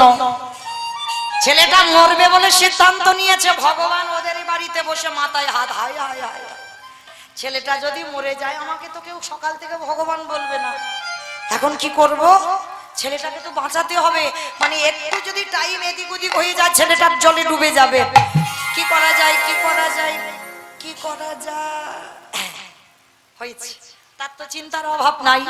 ওরই বাবাকে ডেকেছে মনিবর, সেবা কি দিতে পারবে? আর যদি না বলো তাহলে আমরা অন্য বাড়ি দেখি না। না বৈষ্ণব ঠাকুর, আমার ছেলে গেছে, এক্ষুনি এলো বলে, কখন আসবে? সে তো সেই দুপুরে গেছে, এখন বিকাল গড়িয়ে গেল, কই আসছে না তো। আর তুমি কেমন বাবা ওই বাচ্চা ছেলের খোঁজ খবর নিচ্ছ না? শোনো, আমার মনে হয় যমুনার ঘাটে খেলাধুলা করছে, দেখে এসো গিয়ে। সত্যিও বললো না আর মিথ্যাও বললো না। ভগবানের এমনই লীলা। বাবা কি করেছে বলছে, বেশ আমি একটু দেখে আসি। ছুটে গেল যমুনার ঘাটে, আর যমুনার ঘাটে গিয়ে দেখলো ছেলেটা দূরে গলা পর্যন্ত জলে দাঁড়িয়ে আছে। বাবা পিছন দিয়ে গিয়ে ডাক দিল, এই খোকা, সে কি রে, চাল ডাল আনতে গেছিস, তুই যমুনার ঘাটে নেমে খেলছিস? শীঘ্রই ওঠ, জলে নেমেছিস কেন? ওঠ বলছি। মরা হলো না। বাবা এসে গেল, আটকে গেল রাস্তা, মৃত্যু আর হলো না। কে বাবা, মৃত্যুটা কি সোজা? মরি বললে কি মরা যায়? আপনারা প্রশ্ন করবেন কেন মৌমিতা মরা যায় না, একটু বিষ খেলেই হয়ে যাবে। তাই তো, মরা তো সোজা। বলে বিষ খাও খাও কিন্তু আড়ালে খেও। আর কেউ যদি একবার দেখে ফেলে, একবার খেয়ে যে হাসপাতালে যাবে, দ্বিতীয়বার আর খাবার নাম করবে। তাহলে মরি বললে মরা নয়, এই জায়গাটা লেখা থাকতে হবে। এই যে আজকের আমি কীর্তন গাইছি আর আপনারা শুনছেন, এটা বাবা সবটাই এই জায়গাটা লেখা আছে। সেই যেদিন সুতিকা মন্দিরে আমি ছিলাম আর আপনারা সুতিকা মন্দিরে ছিলেন। বলেন তোমার সুতিকা মন্দির কাকে বলে? গোয়ালঘর, গোয়ালঘর। হাতুর ঘর।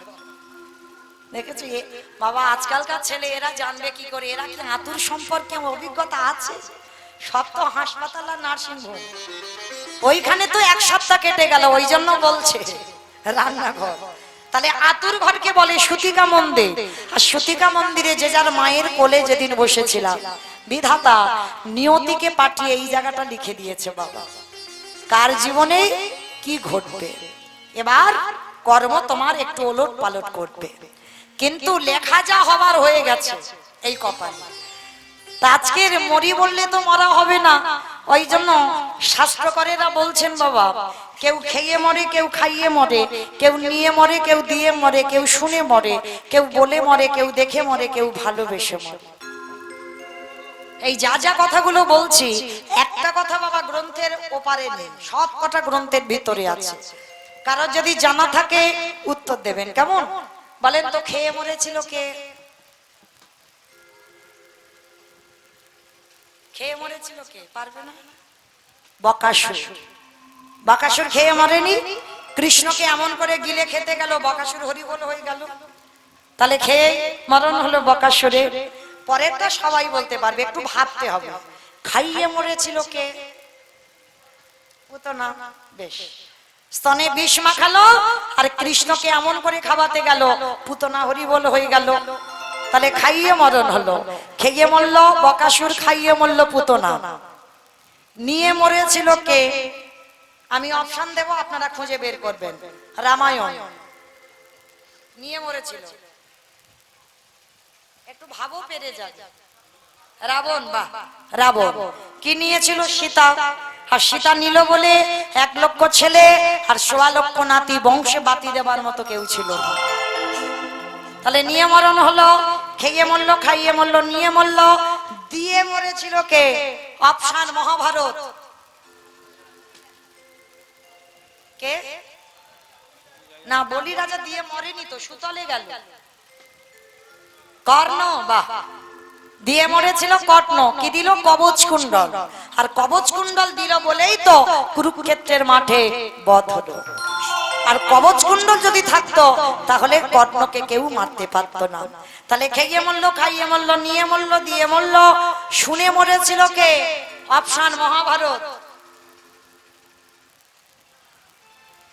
অশ্বত্থামা নয়, ওর বাবা হস্তগুরু দ্রোণাচার্য। অশ্বত্থামা হতবানি, ইহাই আমি সত্য জানি। ইতি গজ পড়ে গেল রানে, পড়ে গেল রানে। ইতি গজ পড়ে গেল পড়ে গেল রানে। অশ্বত্থামার মৃত্যু সংবাদটা শুনে অস্ত্রগুরু দ্রোণাচার্য বধ হলো।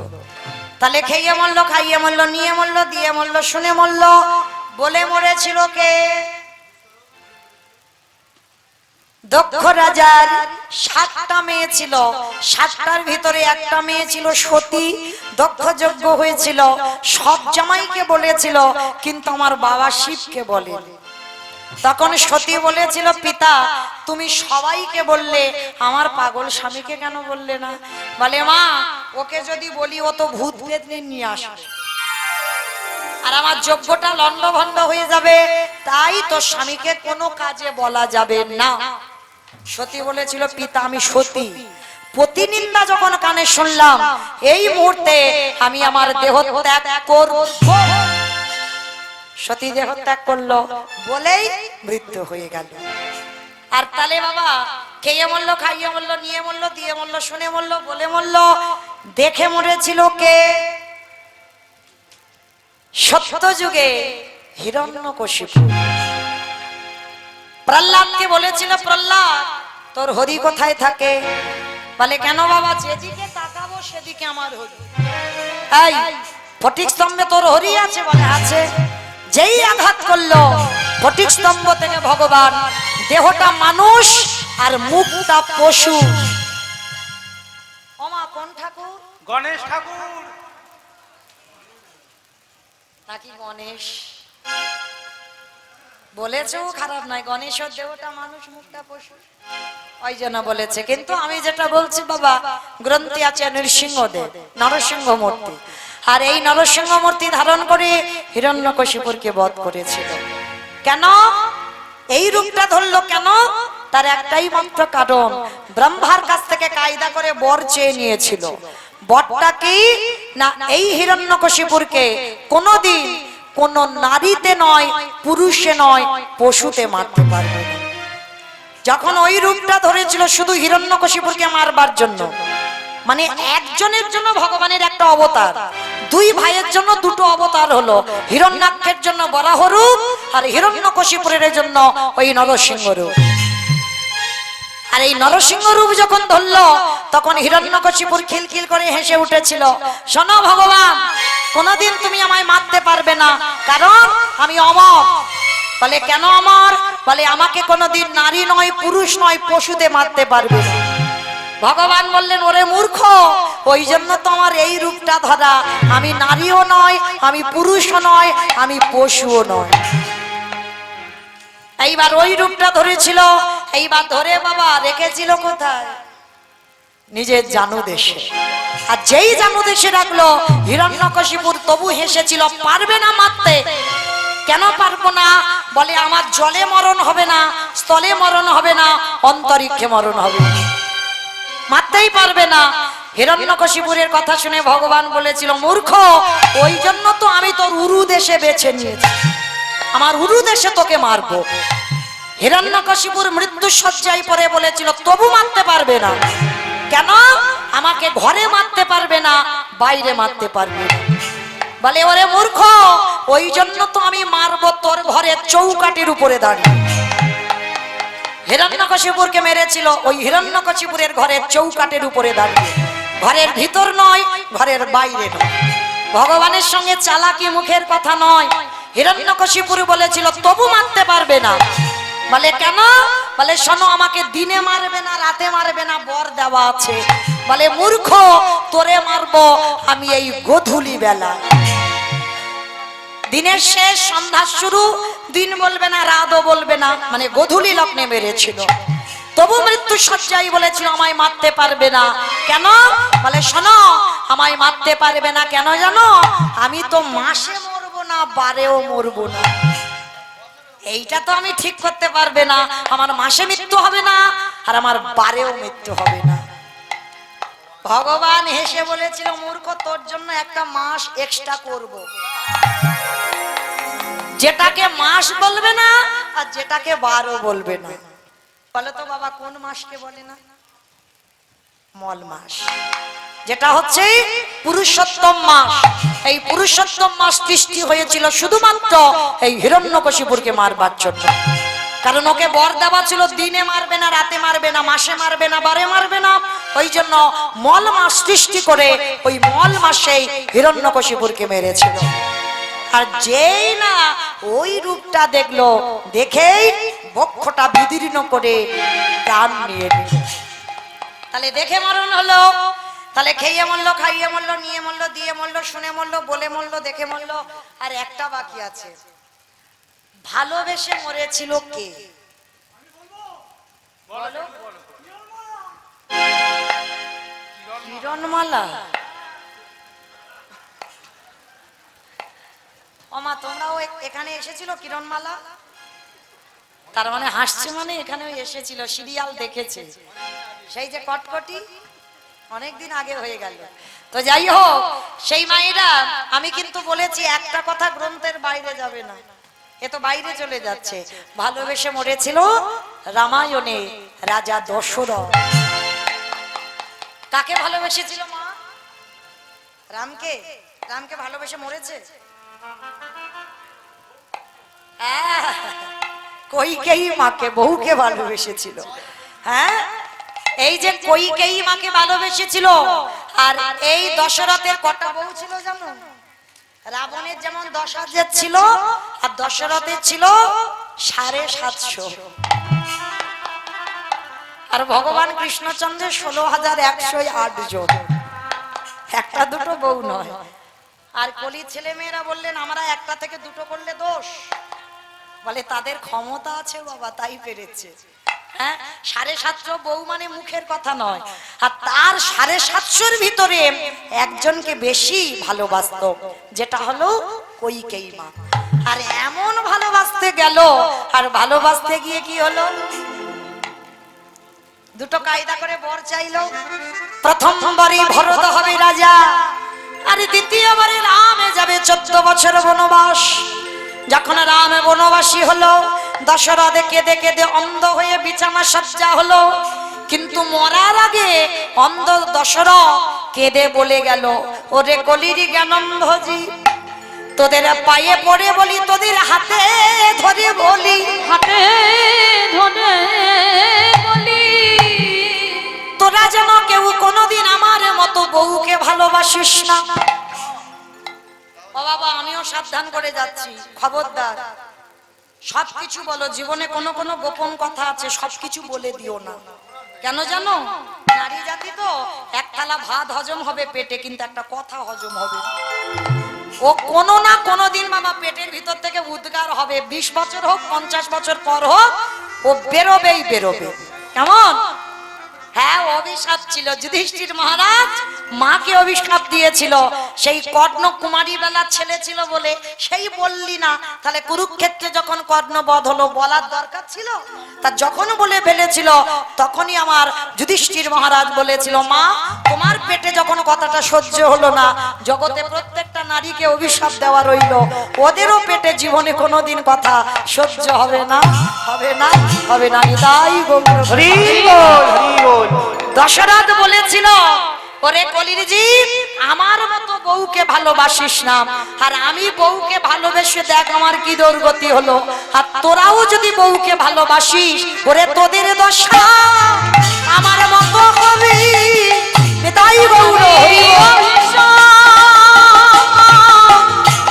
করে গেলাম তোদের দশা আমার মতো হবে। তবে বাবা, আমি ভালোবাসতে কিন্তু বারণ করিনি, কিন্তু ভালোবেসো, কিন্তু বউ যেন মাথায় চড়ে না বসে। আর চড়ে যাদের বসে তাদের এই দুর্দশা হয়। হরি বল। আচ্ছা মা, কোথায় ছিলাম বলো তো? ক্লাবে ছিলাম। দেখ, লীলাতে কোথায় ছিলাম আমি তো ভুলে গেলাম। বেশ, হরি বল। ছোট্ট ছেলেটা মরতে গেল, কিন্তু মরা হলো না। বাবা গিয়ে ডাকলো, আবার ছেলেটাকে উঠে আসতে হলো। কি মায়েরা মনে পড়ছে তো? চলো আবার এখান থেকে শুরু করি, কারণ এটাই হলো বাবা তথ্য। যেখানে যাও না কেন আবার ঘুরে ফিরে আমার গোড়ায় আসতে হবে। আর বলতে বলতে চলে যাচ্ছি তো যাচ্ছি বাবা, ঠিক করতে পারছি না, তাহলে কীর্তন নয়। কীর্তন যখন গাইতে দাঁড়িয়েছি, যেখানে যাই না কেন আমাকে ফিরতে হবে, আর না ফিরলে বাবা মিল পাওয়া যাবে না। তাহলে চলো, ছেলেটার মরা হলো না। বাবা বলছে, হ্যাঁ রে খোকা, কি করে অতিথি সেবা দেব? বাবা, ওই যে দূরে দেখা যাচ্ছে একটা মুদির দোকান, ওই দোকানে গিয়ে আমরা কিছু জিনিস চুরি করে। চুরি? আরে চুরি মানে তো মহাপাপ। কে বলেছে? নিজের জন্য চুরি করলে পাপ হয়, কিন্তু যদি ভক্তের জন্য চুরি হয়, সে চুরিতে পাপ হয় না। বেশ, তাহলে চল বাবা। তবে হ্যাঁ রে, চুরি করতে যাব, সময় হয়ে গেল ভোরের বেলা। ও মায়েরা, আর বেশিক্ষণ নয়, 10 মিনিট পরে আপনাদের ঘুমানোর ব্যবস্থা করে দেব। 10টা মিনিট একটু কষ্ট করে বসে, কেমন? কারণ প্রশ্নের উত্তরটা তো আমার লাগবে। কে কীর্তন শুনছে আর কে শুনছে না, শেষে আমি উত্তর পাবো। হরি বল। ভোরের বেলা বাবা ছেলে দুজনে যাচ্ছে মুদি দোকান চুরি করতে। কোথায়? সেই দোকানে। আর দোকানদার ঘরের ভিতরে ঘুমাচ্ছে, বাইরে দোকান। আর পিছনে অস্ত্র দিয়ে গোল করে গর্ত করেছে, গর্তর মধ্যে প্রবেশ করলো। আর প্রবেশ করে চাল ডাল সবজি যা যা দরকার মেপে নিয়েছে বাবা। যে অনেক পেয়েছি মানে অনেক আগলে নেব না, মেপে নিয়েছে 4 জনের জন্য যা যা দরকার। মেপে নিয়ে পুটলিটা বেঁধে গর্ত থেকে বেরিয়ে এসেছে। বাবা, ও বাবা, তুমি তো চিন্তা করছিলে, দেখো কি সুন্দর ব্যবস্থা করে দিলাম, দেখেছো? বাবা বলছে, হ্যাঁ রে খোকা, অতিথি সেবা দেবার পর একটু মুখশুদ্ধি দিতে হয়। কি মাইরা, আপনারা জানেন কিনা জানি না, আমি বলে দিয়ে যাই। অতিথি সেবা দেবার পর একটু মুখশুদ্ধি দেবেন। জোয়ান, পান মশলা, এলাচ, লবঙ্গ, মৌরি এগুলো দিতে হয়।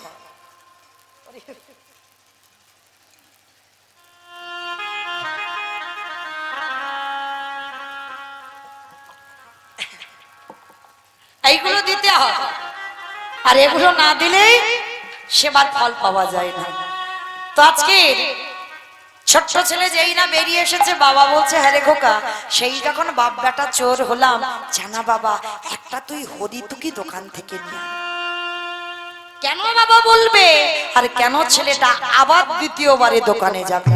আর সেটাই হয়েছিল ছেলেটার জীবনে সব থেকে বড় কাল।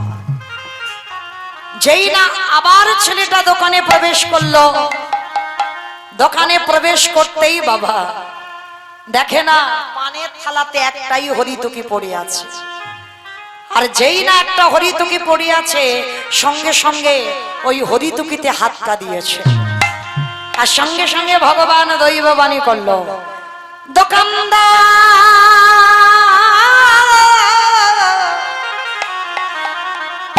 তুমি অমন করে কাল নিদ্রায় ঘুমায়ো না,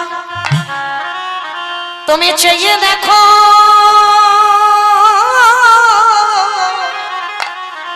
তোমার মুদি দোকানে কেমন চুরি হয়ে যায়। ও গো দোকানদার,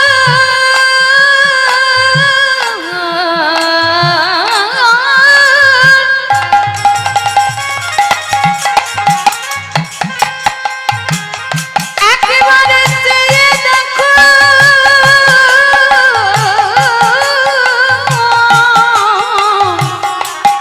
তোমার দোকানে কেমন চুরি হয়ে আস্তে। যায়। দোকানদারকে স্বপ্ন দিল বাবা, ভগবান মনে মনে করলো, বটু এইবার তোমার পরীক্ষা 3 নম্বরে। প্রথম পরীক্ষাটা করেছিলাম তোর রূপ ধরে গোটা লোকের কাছে মার খাইয়ে। কি মায়েরা মনে পড়ছে তো? সেই বটুর রূপ ধরলো ভগবান, ভিক্ষা করে নিয়ে চলে এলো, সবাই মারলো। প্রথম পরীক্ষা। আর দ্বিতীয় পরীক্ষা, কচ্ছপ হয়ে জলের তলায় বসেছিল, চাল ডাল খেয়ে নিল। এইবার 3 নম্বরের পরীক্ষা। আর এই পরীক্ষা যেন কারোর জীবনে না হয়। যেই না আজকে ছোট্ট ছেলেটা আজকের সবে মাত্র হরিতুকিতে হাত দেওয়া, ওদিকে ভগবান দোকানদারকে স্বপ্ন দিয়েছে, জাগিয়ে দিয়েছে। আর মনে রেখো মা, ভোরের স্বপ্ন সত্যি হয়। আর যেই না বাবা হরিতুকিটা নিয়ে যেতে যাবে, পাটা লেগে পানের থালাটা উল্টে পড়ে গেছে, ঝনাপ করে একটা আওয়াজ হয়েছে। আর এদিকে দোকানদারের ঘুম ভেঙে গেল, এই মনে হচ্ছে আমার দোকানে কেউ ঢুকেছে চুরি করতে।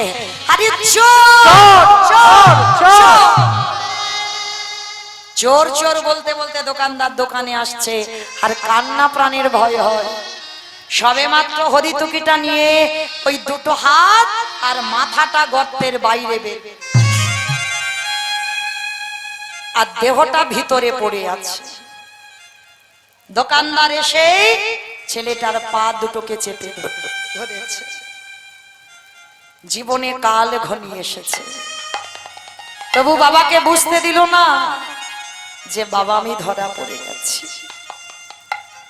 হাসি মুখে হরিতুকিটা হাতে দিয়ে বলছে, বাবা যাও, ততক্ষণে রান্না বসাম, আমি যাচ্ছি। না, বাবাটা একসঙ্গে এসেছি, একসঙ্গে যাব, আলাদা করে যাব কেন বল না।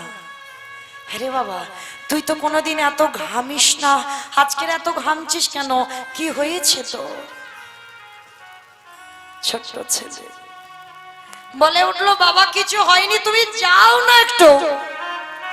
না, একসঙ্গে এসেছি, একসঙ্গে যাব। সত্যি করে বল না বাবা, তোর কি হয়েছে?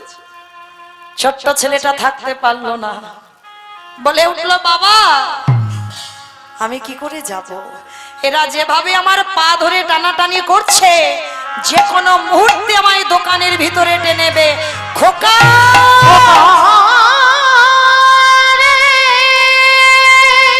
চুপ কর, চুপ কর। তুই মনে করে বলিস না, আমি জানতাম এটাই হবে। আমি যে বাবা হয়ে শহীদে পারিব না। ওরে আমি বারবার তোকে বারণ করেছিলাম যাস না, তুই আমার কথা বাধ্য হলি। সকাল হলে আমাকে বলবে চোরের বাবা তুই চোর। এর থেকে যদি আমার মৃত্যু হতো, আমার এতটুকু দুঃখ কষ্ট থাকতো না। বাবা শোনো, যাতে কেউ বুঝতে না পারে, কেউ জানতে না পারে, তার বিনিময়ে তুমি একটা কাজ করবে। বল বাবা বল, যা বলবি তাই করব, বল কি করতে হবে? জানো বাবা, ওই যে অস্ত্র দিয়ে গর্ত করেছিলাম, ওইটা তুলে না, তুলে নিয়ে তুমি একটা কাজ করো, যাতে সকালে কেউ না জানে। ওই অস্ত্রটা নিয়ে আমার মস্তকটাকে ছেদন করে নিয়ে পালিয়ে যাও। কি বললি? কি বললি তুই? আমি বাবা হয়ে তোর মাথাটা কেটে নিয়ে চলে যাব? ওরে ছোট তো, বড় হ, যেদিন বাবা হবি সেদিন বুঝবি বাবাদের কত জ্বালা। আর এ জগতে কোনো বাবা মা পারে না নিজ পুত্র বলি দিতে। কে বলেছে পারে না? তুমি এত গ্রন্থ পড়ো, এত শাস্ত্র পড়ো, তুমি মহাভারতে কর্ণের কথা শোনোনি? মহাভারতে দাতা কর্ণ মা পদ্মাবতী বাবা করেনি? একাদশী করলে বাবা দ্বাদশীতে পালন করতে হবে, পালন না করলে একাদশীর ফল হয় না। আর এই পালনের জন্য ভগবান অতিথি রূপে এসেছিল কর্ণের ঘরে। পদ্মা, শুনলাম তোমার স্বামী নাকি বড় দাতা হয়েছে, দাও আজ আমি তোমার স্বামীর ঘরে কিছু প্রসাদ পেতে চাই। বলুন আপনি কি পাবেন? আমি মাংস খেতে চাই। মাংস দ্বাদশীতে? হ্যাঁ বেশ, আমার ঘরে মৃগ মাংস পক্ষী মাংসের কিছু অভাব নেই। বলুন আপনি কি মাংস খাবেন? শোনা পাত্তা, মৃগ মাংস পক্ষী মাংস খাবো বলে তোমার বাড়িতে আসেনি, তোমার স্বামী নাকি দাতা, ওই জন্য তো শুনেই এলাম।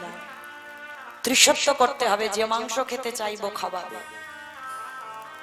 পদ্মাবতী তো সতী সাধ্যী রমণী, স্বামীর ধর্মের কাজে সাহায্য করে, সর্বদা ধর্মের পথে থাকে। বেশ, ত্রিসত্য করলাম। বলুন কি মাংস খাবে? শোনা পদ্মা, কথার যেন লঙ্ঘন না হয়।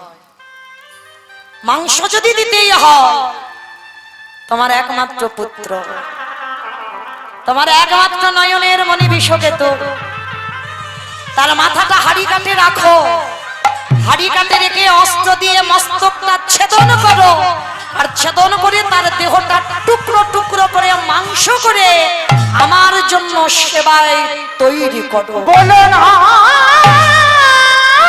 উঠেছে অসম্ভব। তুমি আমার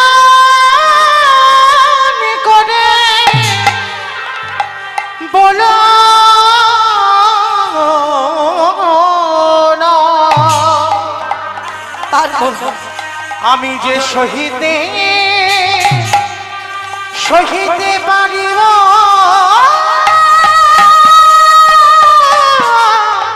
না।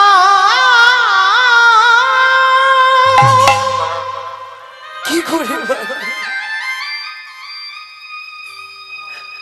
আমি যে মা।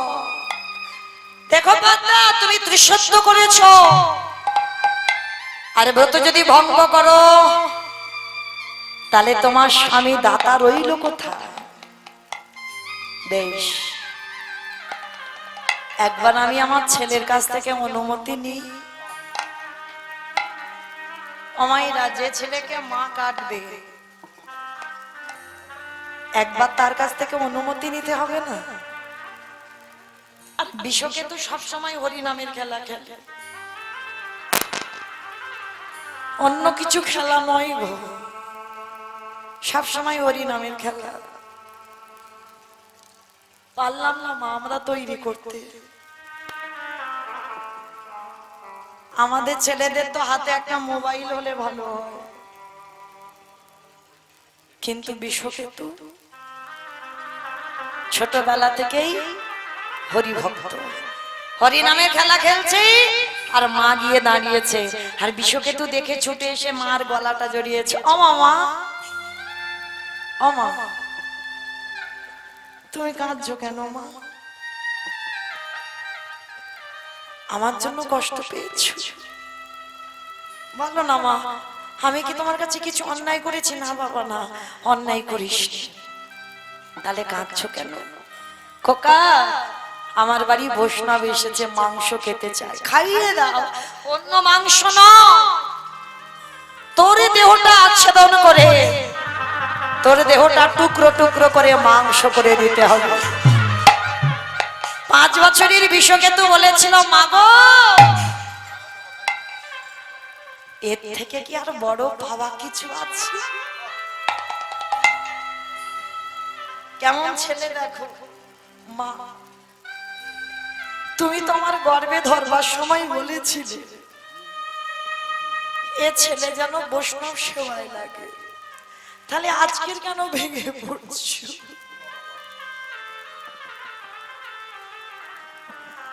আজকের কেন হাসি মুখে মেনে নিচ্ছ না?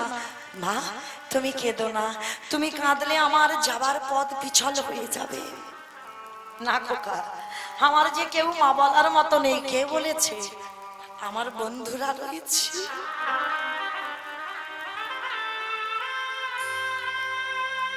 এরাই তোমায় মা বলে ডাকবে। ছুটে গেল বন্ধু, বন্ধু রে আমি চলে যাচ্ছি বলি হতে, আমার দেহটা বৈষ্ণব সেবায় মাংস করে দেবে আমার মা, আর আমার বাবা মা রইল, একটু আমার বাবা মা। ওরে বন্ধু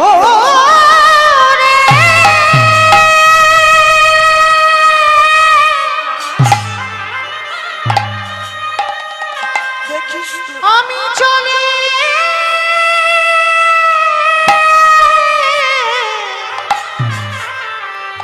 চলে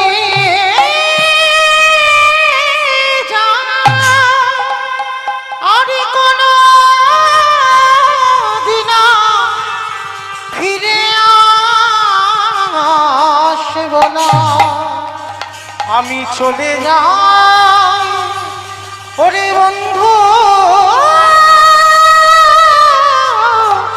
রে।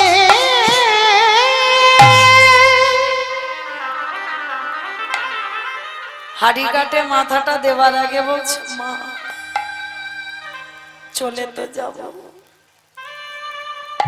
যাওয়ার সময় একবার তোমার মতো মাকে প্রণাম করে যাই। আমার জীবন নদী আসি মা, নাই কেঁদো না মা, আমার জন্য কেঁদো না। আমার ভবের খেলা কাঁদতে হলে কৃষ্ণ বলে কাঁদো। সাঙ্গ হলে এ গো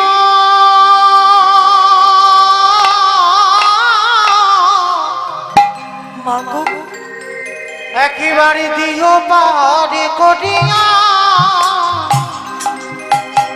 আর জীবনে নদীরে নাইয়া। আসি বন্ধু, তোরা ভালো থাকিস। জীবনে নদী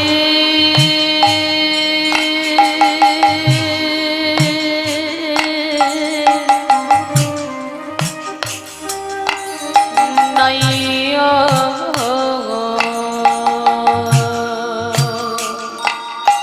আর তোদের সঙ্গে আমার দেখা হবে। হবে রে খেলা সঙ্গ হলি গো।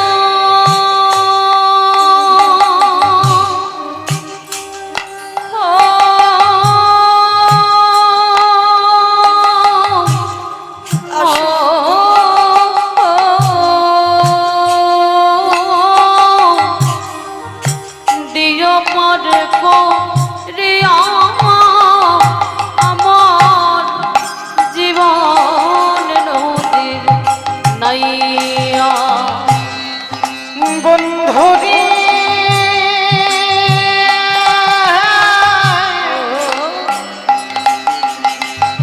ও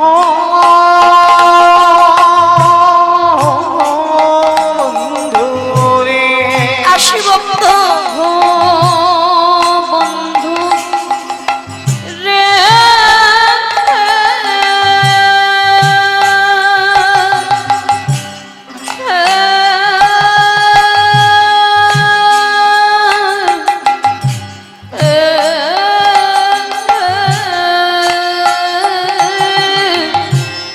ওরে ও বন্ধু রে। এই কামনা আর আমার সংসারে ঘাটে এবার তুমি আমার হাত উঠি বেঁধেছিলাম বাসা। এই কামনা বাসনার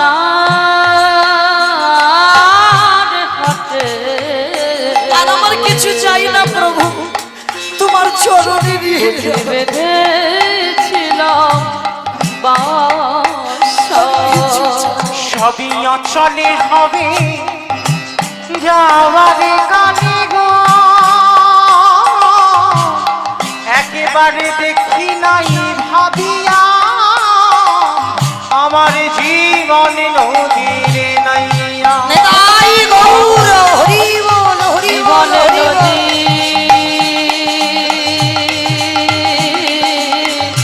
দয়া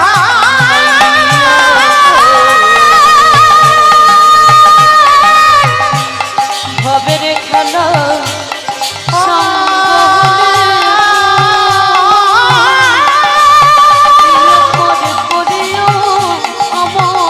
ও দয়া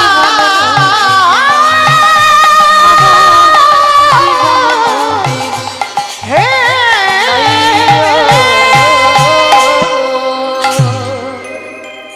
সেই বিষকেতুকে বলি দিয়ে মাংস করে দিল, কিন্তু পরক্ষণে মা সেই মরা ছেলেকে আবার মা পদ্মা ফিরে পেল। ঘটনাটাকে মৌমিতা বলছে না, আজকের এই লীলায় বটু তার বাবাকে বলছে হতেও তো পারে যে চারজন তোমার বাড়িতে বসে আছে বৈষ্ণব সেজে, হয়তো তোমার ভগবান। ধরো অস্ত কাটো মাথা। বাবা উন্মাদ পাগল, একবার ভাবি আমার ছেলে চাই, একবার বলে বৈষ্ণব সেবা। আর এই দুটো চিন্তা করতে করতে বাবা উন্মাদ পাগল, আর পাগল হয়ে গিয়ে অস্ত্রটা তুলে নিয়ে একমাত্র সন্তানের মস্তকটাকে একেবারে ছেদন করলো। আর ওই কাটা মন্নটা বাইরে পড়ে গেল, আর দেহটা দোকানদার টেনে নিয়েছে। আর বাবা মাথাটা নিয়ে ছুটতে ছুটতে গিয়ে যমুনার জলে দূর করে ফেলে দিয়েছে। আর দোকানদাররা দেখে না বাবা এর ডাকাতের সর্দাররা মাথা কেটে নিয়ে চলে গেছে। বলে এই জানাজানি হবার আগে সবাই যদি জানে আমরা ব্রহ্ম হত্যা করেছি, তাহলে আমাদের গ্রাম ছাড়া করে দেবে। চল, সময় থাকতে থাকতে বস্তাবন্দি করে দেহটা নিয়ে যমুনায় ফেলে দিয়েছে। লীলার শেষটা কেমন দেখো, মাথা বাবা দিল যমুনার জলে, আর দোকানদার দেহটা দিল যমুনার জলে। এইবার সেবার ব্যবস্থা করলো ভগবান। সেবাই বসবার আগে বলছে, মনিব সকাল হতে তো একটু দেরি আছে, ভোর হব হব ভাব, তাহলে চলো স্নানটা করে আসি। আর যেখানে গেছে ছেলের দেহ আর মাথাটা ভাসছে, কোনো বাবা দেখতে পারে? প্রশ্ন করেছে, ভালো করে দেখো তোটা কে। ইচ্ছা করে পরিচয় দিল না। ভগবান রূপী অতীতে বলছে, শোনো আমি কিন্তু ধ্যানে বসতে পারি, বিভাগ রাখো, ধ্যানে বসতে পারি। আর এই ধ্যানে বসে যদি বুঝতে পারি তোমার সঙ্গে রক্তের সম্পর্ক আছে, আমি আর সেবা পাবো না। চরণ দুটো ধরে বললেন, বৈষ্ণব এ অন্য কেউ নয়, আমার একমাত্র পুত্র বটুর দেহ। কি করে হলো সমস্ত ঘটনাটা খুলে বললেন। বলার পর বলছে, দাঁড়াও দাঁড়াও, কান্নাকাটি করো না, তোমার ছেলে তোমার থাকবে, বাঁচিয়ে দিচ্ছে। আমার এই ঝোলাতে একটা ওষুধ আছে। মানে ভগবান কায়দা করে বলছে। এইবার দেহটা তীরে তুলেছে, মাথাটা তীরে তুলেছে, নয়ন ইঙ্গিত করে ব্রহ্মাকে বলছে, ব্রহ্মা দেখো তো তুমি জোড়া লাগাতে পারো কিনা। পাচ্ছে না, অনেক চেষ্টা করছে, পাচ্ছে না। ভোলানাথ দেখো তো তুমি পারো কিনা, পাচ্ছে না। যে নামের নামই স্বয়ং ভগবান, তিনি নিজেই চেষ্টা করছে, পাচ্ছে না। আচ্ছা মা, বলেছিলাম দুটো উত্তর নেব, ছুটি। এবার প্রথম প্রশ্নের উত্তরটা দেন। আজকের ব্রহ্মা পারলেন না, বাবা ভোলানাথ পারলেন না, নারায়ণও পারলেন না, আর কে বাকি আছে? একটু জোরে বলো, কে বাকি আছে? নারদ। বাহ, কে বলেছে শোনেনি? নারদ বাকি আছে। তা ভগবান বলছে, নারদ দেখো তো পারে কিনা, তুমি পারো কিনা দেহটা জোড়া লাগাতে। আর নারদের অভ্যাসটা কি? হাডে মোড়ারে মধু কইটাবে ভাঙারে, গোপাল গো মুকুন্দ সৌরে উলুধ্বনি, হরে মুরারি মধু কৈতবে ভারি, ও পাল গোবিন্দ মুকুন্দ সৌরি। রাম নারায়ণ মুকুন্দ মধুসূদন, কেশব কংসারে হরে বৈকুণ্ঠ বামন।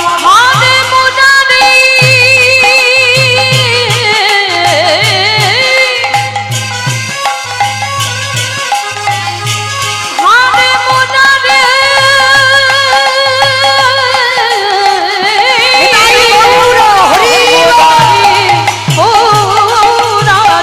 হরি মুরারি মধু কইতে ভারি, গোপাল গোবিন্দ মুকুন্দ সৌরে।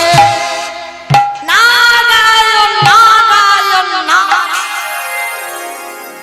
এক হাতে দেহ আর এক হাতে মাথাটা যেই না এক জায়গা করেছে, আঠার মতো দুটো জোড়া লেগে। ঠাকুর এটা কি করে হলো? তোমরা জোড়া লাগাতে গেলে লাগলো না, আর আমি ঠেকাতেই জুড়ে গেল কি করে? ভগবান হেসে বলছে, নারো কি করে হলো জানো? মনে করে দেখো ত্রেতা যুগের কথা, যেদিন সীতা মাকে উদ্ধার করবার জন্য, যেদিন হনুমানের দল আর ভল্লুকের দল একবার করে সাগরে পাথর ফেলছে, পাথরে জলে ভাসছে। ও মাইরা, যার বউ চুরি হয়েছে সে কিচ্ছু করছে না, মনে মনে ভাবছে ওরা ফেলছে ভাসছে আর আমি ফেলছি, যদি ডুবে যায় আগে থেকে একটু প্রমাণ করে নিতে হবে। ভাই লক্ষণ বলো। ভাই কটা বাজে? 1:25। 1:25। বাবা কেউ যেন ভুল বুঝবেন না যে মৌমিতা টাইম জানতে চাইলো, আমি কিন্তু বলিনি, বললো তো রামচন্দ্র। বলে ভাই কটা বাজে? বলে 1:30 বেজে গেল, দুটোর ঘরে যাবো যাবো ভাব, মানে সকাল হবো হবো ভাব। তা বলে দেখো একটু ছোট নুড়ি পাথরটা ফেলে দেখি ভাসে না ডোবে। তো চারিদিকে দেখছে, ভাই কেউ দেখছে না তো আমার। না না, কেউ নেই, সব ঘুমোচ্ছে। এইবার নুড়ি পাথরটা নিয়ে সাগরের কাছে গিয়ে, আর যেই না ফেলেছে নুড়ি পাথরটা টপ করে দিল। বলে নারদ হরি বল, আজকে যেই না চারিদিকে দেখছে লক্ষণ, কেউ দেখলো না তো, কেউ দেখতে পাইনি, কিন্তু গাছের ডাল থেকে হনুমান বলে ঠাকুর আমি দেখেছি। ও ঠাকুর, রাত 1:30 বেজে গেল আর তুমি এই সময় এসে নুড়ি ফেলছো। বলে হনুমান কাউকে বলো না, দেখো তোমরা ফেলছো খালি খালি ভাসছে, আমি ফেলছি খালি খালি ডুবছে কেন? হে হে রাম দয়াময়, আমাদের পাথরের গায়ে লেখা আছে রাম নাম, আরে তুমি যে পাথরে ফেলেছো তার গায়ে তোমার নাম লেখা নাই। তুমি কি জানো আজও যারা যাবেন রামেশ্বরে গিয়ে দেখে আসবেন, ওই রামে নামের গুণের শিলা জলে ভাসে। বলি শোনো শোনো,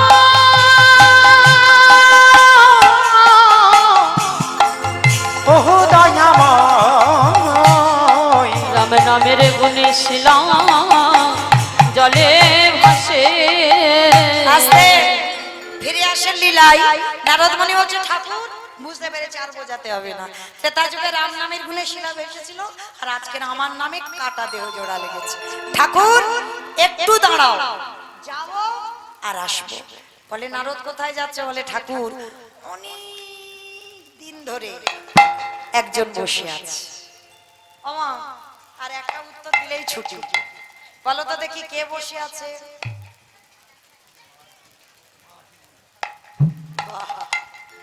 সেই মা। মাটাকে সাধারণ কোনো মা নয়, জগৎ জননী মা দুর্গা। মাকে ছাড়া ভগবানের লীলা সম্পূর্ণ অসম্ভব। সেই মার কাছে গেছে। ও মা, সবে উত্তর পেলাম। বলে নারদ কি পেয়েছো?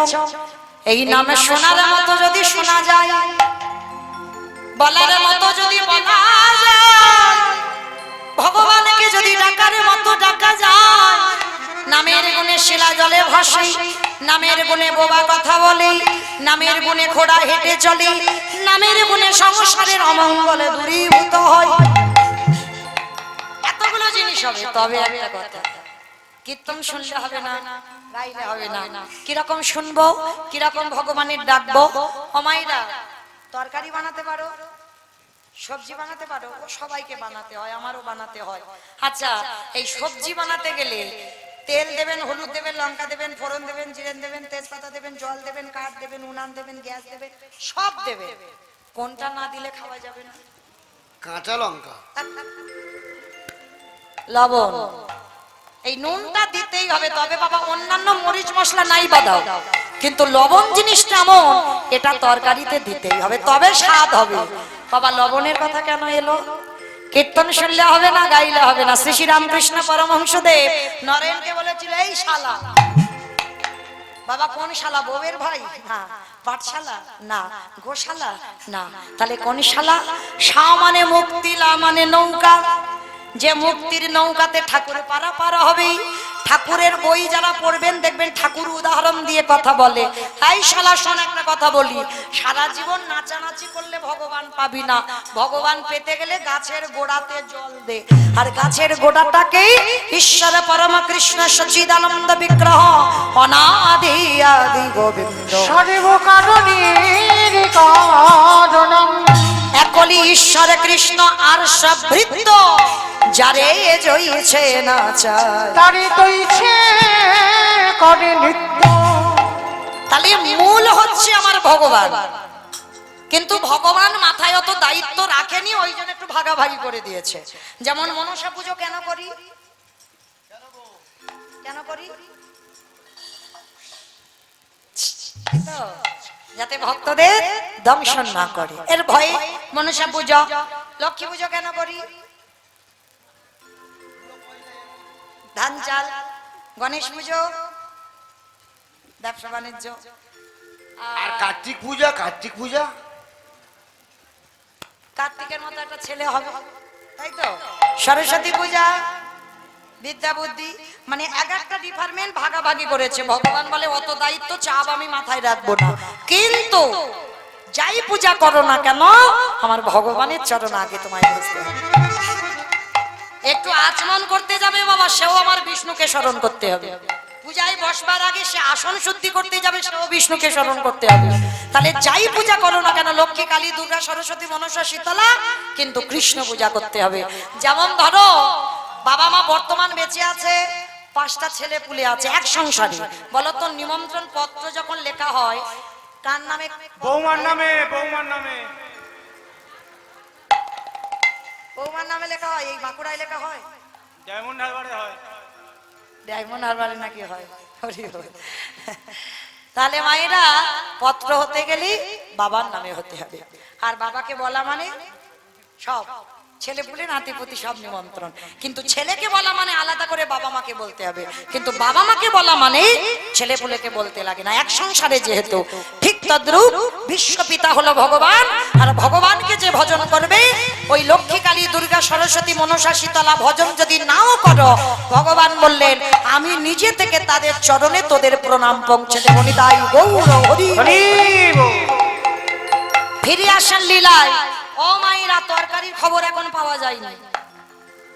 তরকারিতে লবণ দিলে তবে তরকারির স্বাদ হয়।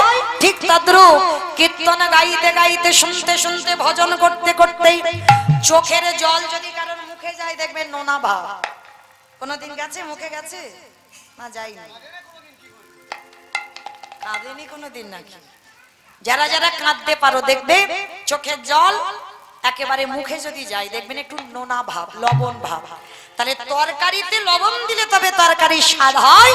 তদ্রূপ চোখের জল রূপী লবণ যতক্ষণ না কীর্তন শুনতে শুনতে, গাইতে গাইতে, ভগবানের ভজন করতে করতে যদি এক বিদুন লবণ রূপী চোখের জল তার চরণে দিতে পেরেছো, সেদিন থেকে তুমি জেনে যাবে তোমার নরজন ধন্য হলো। ওই নয়নে জলে তাকেলে পরে তোমার নরজন ধন্য হলো। ফিরে আসেন লীলার মাঝে। সন্দীপনী মনির ঘরে সেবা হয়ে গেল। সেবার পর এবার 4 জন বৈষ্ণব বলছে মরা ছেলে তো বেঁচে গেল, প্রসাদও দিলে, এবার আমরা আসি। দাঁড়াও, এসেছো তো নিজের ইচ্ছায়, যাবে আমার ইচ্ছায়, পরিচয়টা ভালোই ভালোই দাও। ও মা, কালকে থেকে বলছি আমি বৈষ্ণব, আমি বৈষ্ণব, আবার নতুন করে কি পরিচয় দেব? তুমি বৈষ্ণব। তুমি যদি বৈষ্ণব হও, যেদিন প্রথম আমার দুবারে এলে, চরণে দেখেছিলাম 19টা চিহ্ন, বাম চরণে হলো 8টা চিহ্ন, ডান চরণে 11টা চিহ্ন। তোমার অঙ্গ থেকে বাইর হলো চন্দন কর্পূরের গন্ধ, তোমার কথা বলবার সময় বাইর হলো ননির গন্ধ। বলো তুমি কে? আরে বাবা, আমি অন্য কেউ নয়, আমি অন্য কেউ নয়, আমি হলাম বৈষ্ণব। আবার বলে বৈষ্ণব। তুমি বৈষ্ণব নও, তুমি বৈষ্ণব নও, সত্যি করে বলো কে? আর বুঝতে দেরি হলো না, জানতে দেরি হলো না। নারদ বলছে ঠাকুর তুমি তো মরতে নেমেছো কৃপা করবে বলে, তাহলে দাঁড়িয়ে আছো কেন? দেখাও তোমার স্বরূপ দেখাও। আমি ওই রূপ বড়, ওই রূপ বড় ভালোবাসি, দেখাও তোমার স্বরূপ দেখা। আস্তে এইবার স্বরূপটা দেখাবার জন্য ভগবান বলছে বেশ নারদ, আজকে ব্রহ্মা বিষ্ণু মহেশ্বর নারদ নিজ রূপ ধরল। আর যেই নিজ রূপ ধরল, সন্দীপনী মনে স্ত্রী মহামায়া ছুটে এলো। প্রভু ওই রূপ নয়, একবার যুগল রূপে দাঁড়াও। শ্যামের বামে, শ্যামের বামে। আমা বাড়ি যাবে না? বাড়ি যাবে তো? চলো এবার ছুটি দিলাম। শ্যামের বামে দাঁড়াইল নবীন কিশোরী গো, ও শ্যামের বামে দাঁড়াইল নবীন কিশোরী, আমি দাঁড়াইল নবীন কিশোরী গো।